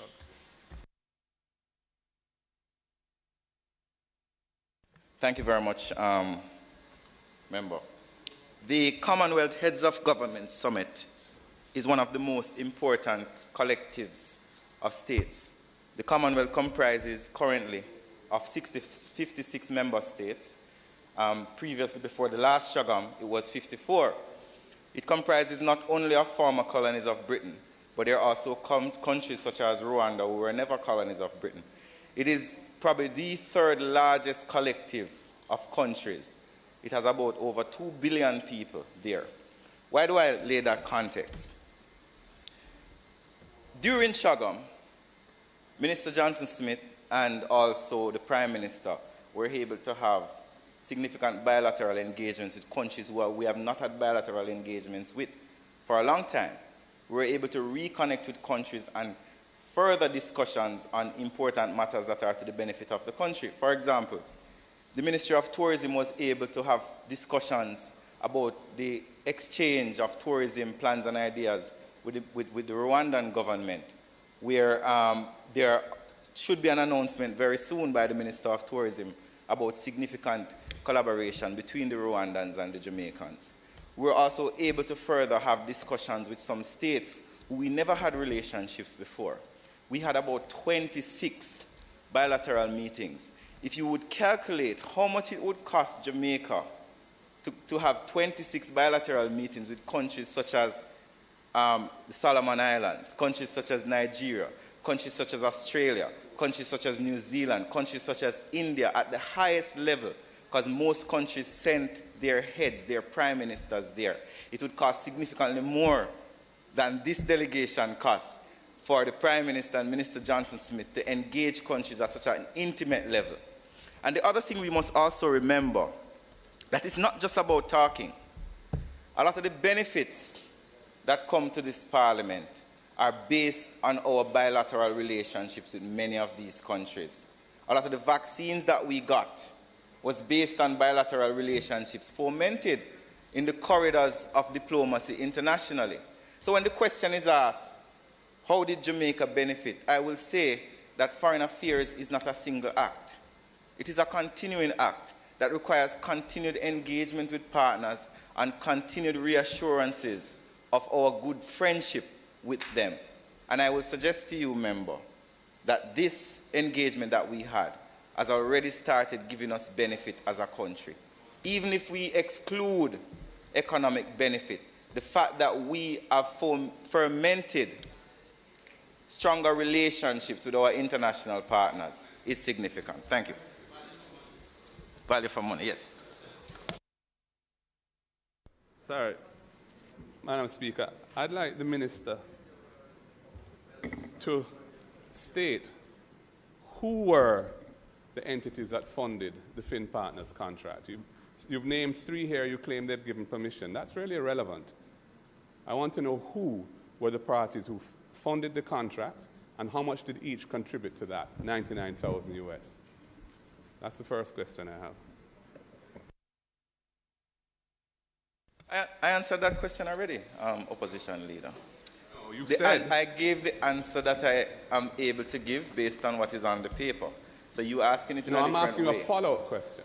And I'd like you to answer it if you have the information. Or are you saying you don't know? I have no further information to add. You're saying you have no further information. You don't know who funded this contract? I have no further information to add based on what I have given you previously. So you only know these 3 persons. You know that they were not the complete source of funds, but you're not disclosing to Parliament after 2 months or whatever the period is who funded the contract. That's what you're telling me? That's what you're telling me?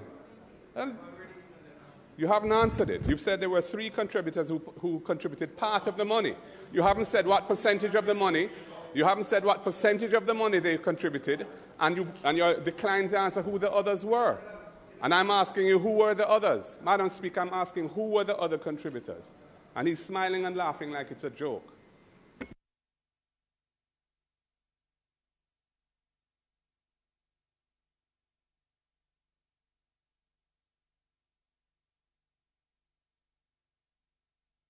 Madam Speaker, I have answered the questions to the best of my ability, and I have no further information to add.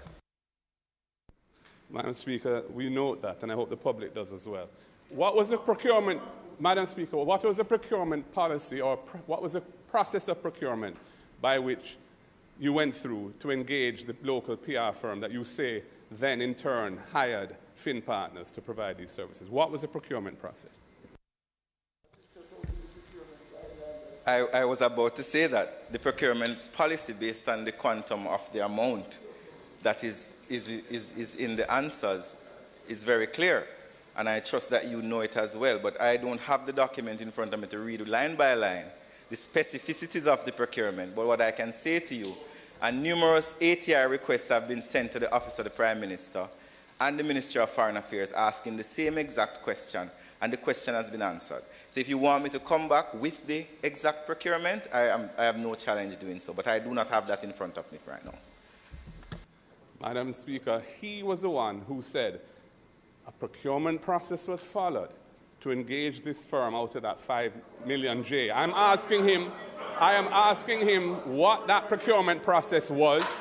He maintains that ATI, he maintains that access to information requests have been made on this matter, and the information has been provided to other persons. But to this Parliament, he's unable to answer what the process of procurement was. Madam Speaker, this is unacceptable.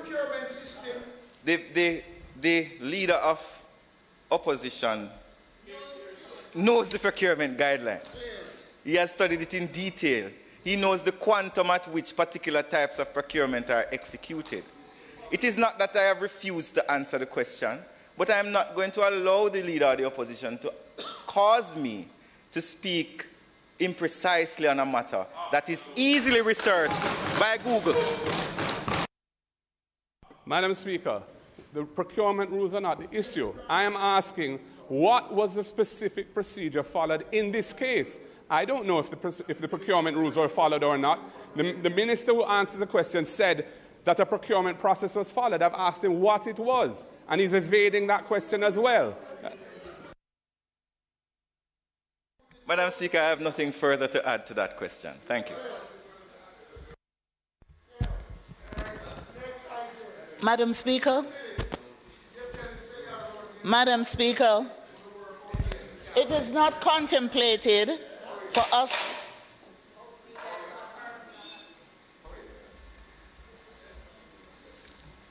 Madam Speaker, it is not. No, please. Madam Speaker, will you please ask the member to allow The House Leader is on her feet.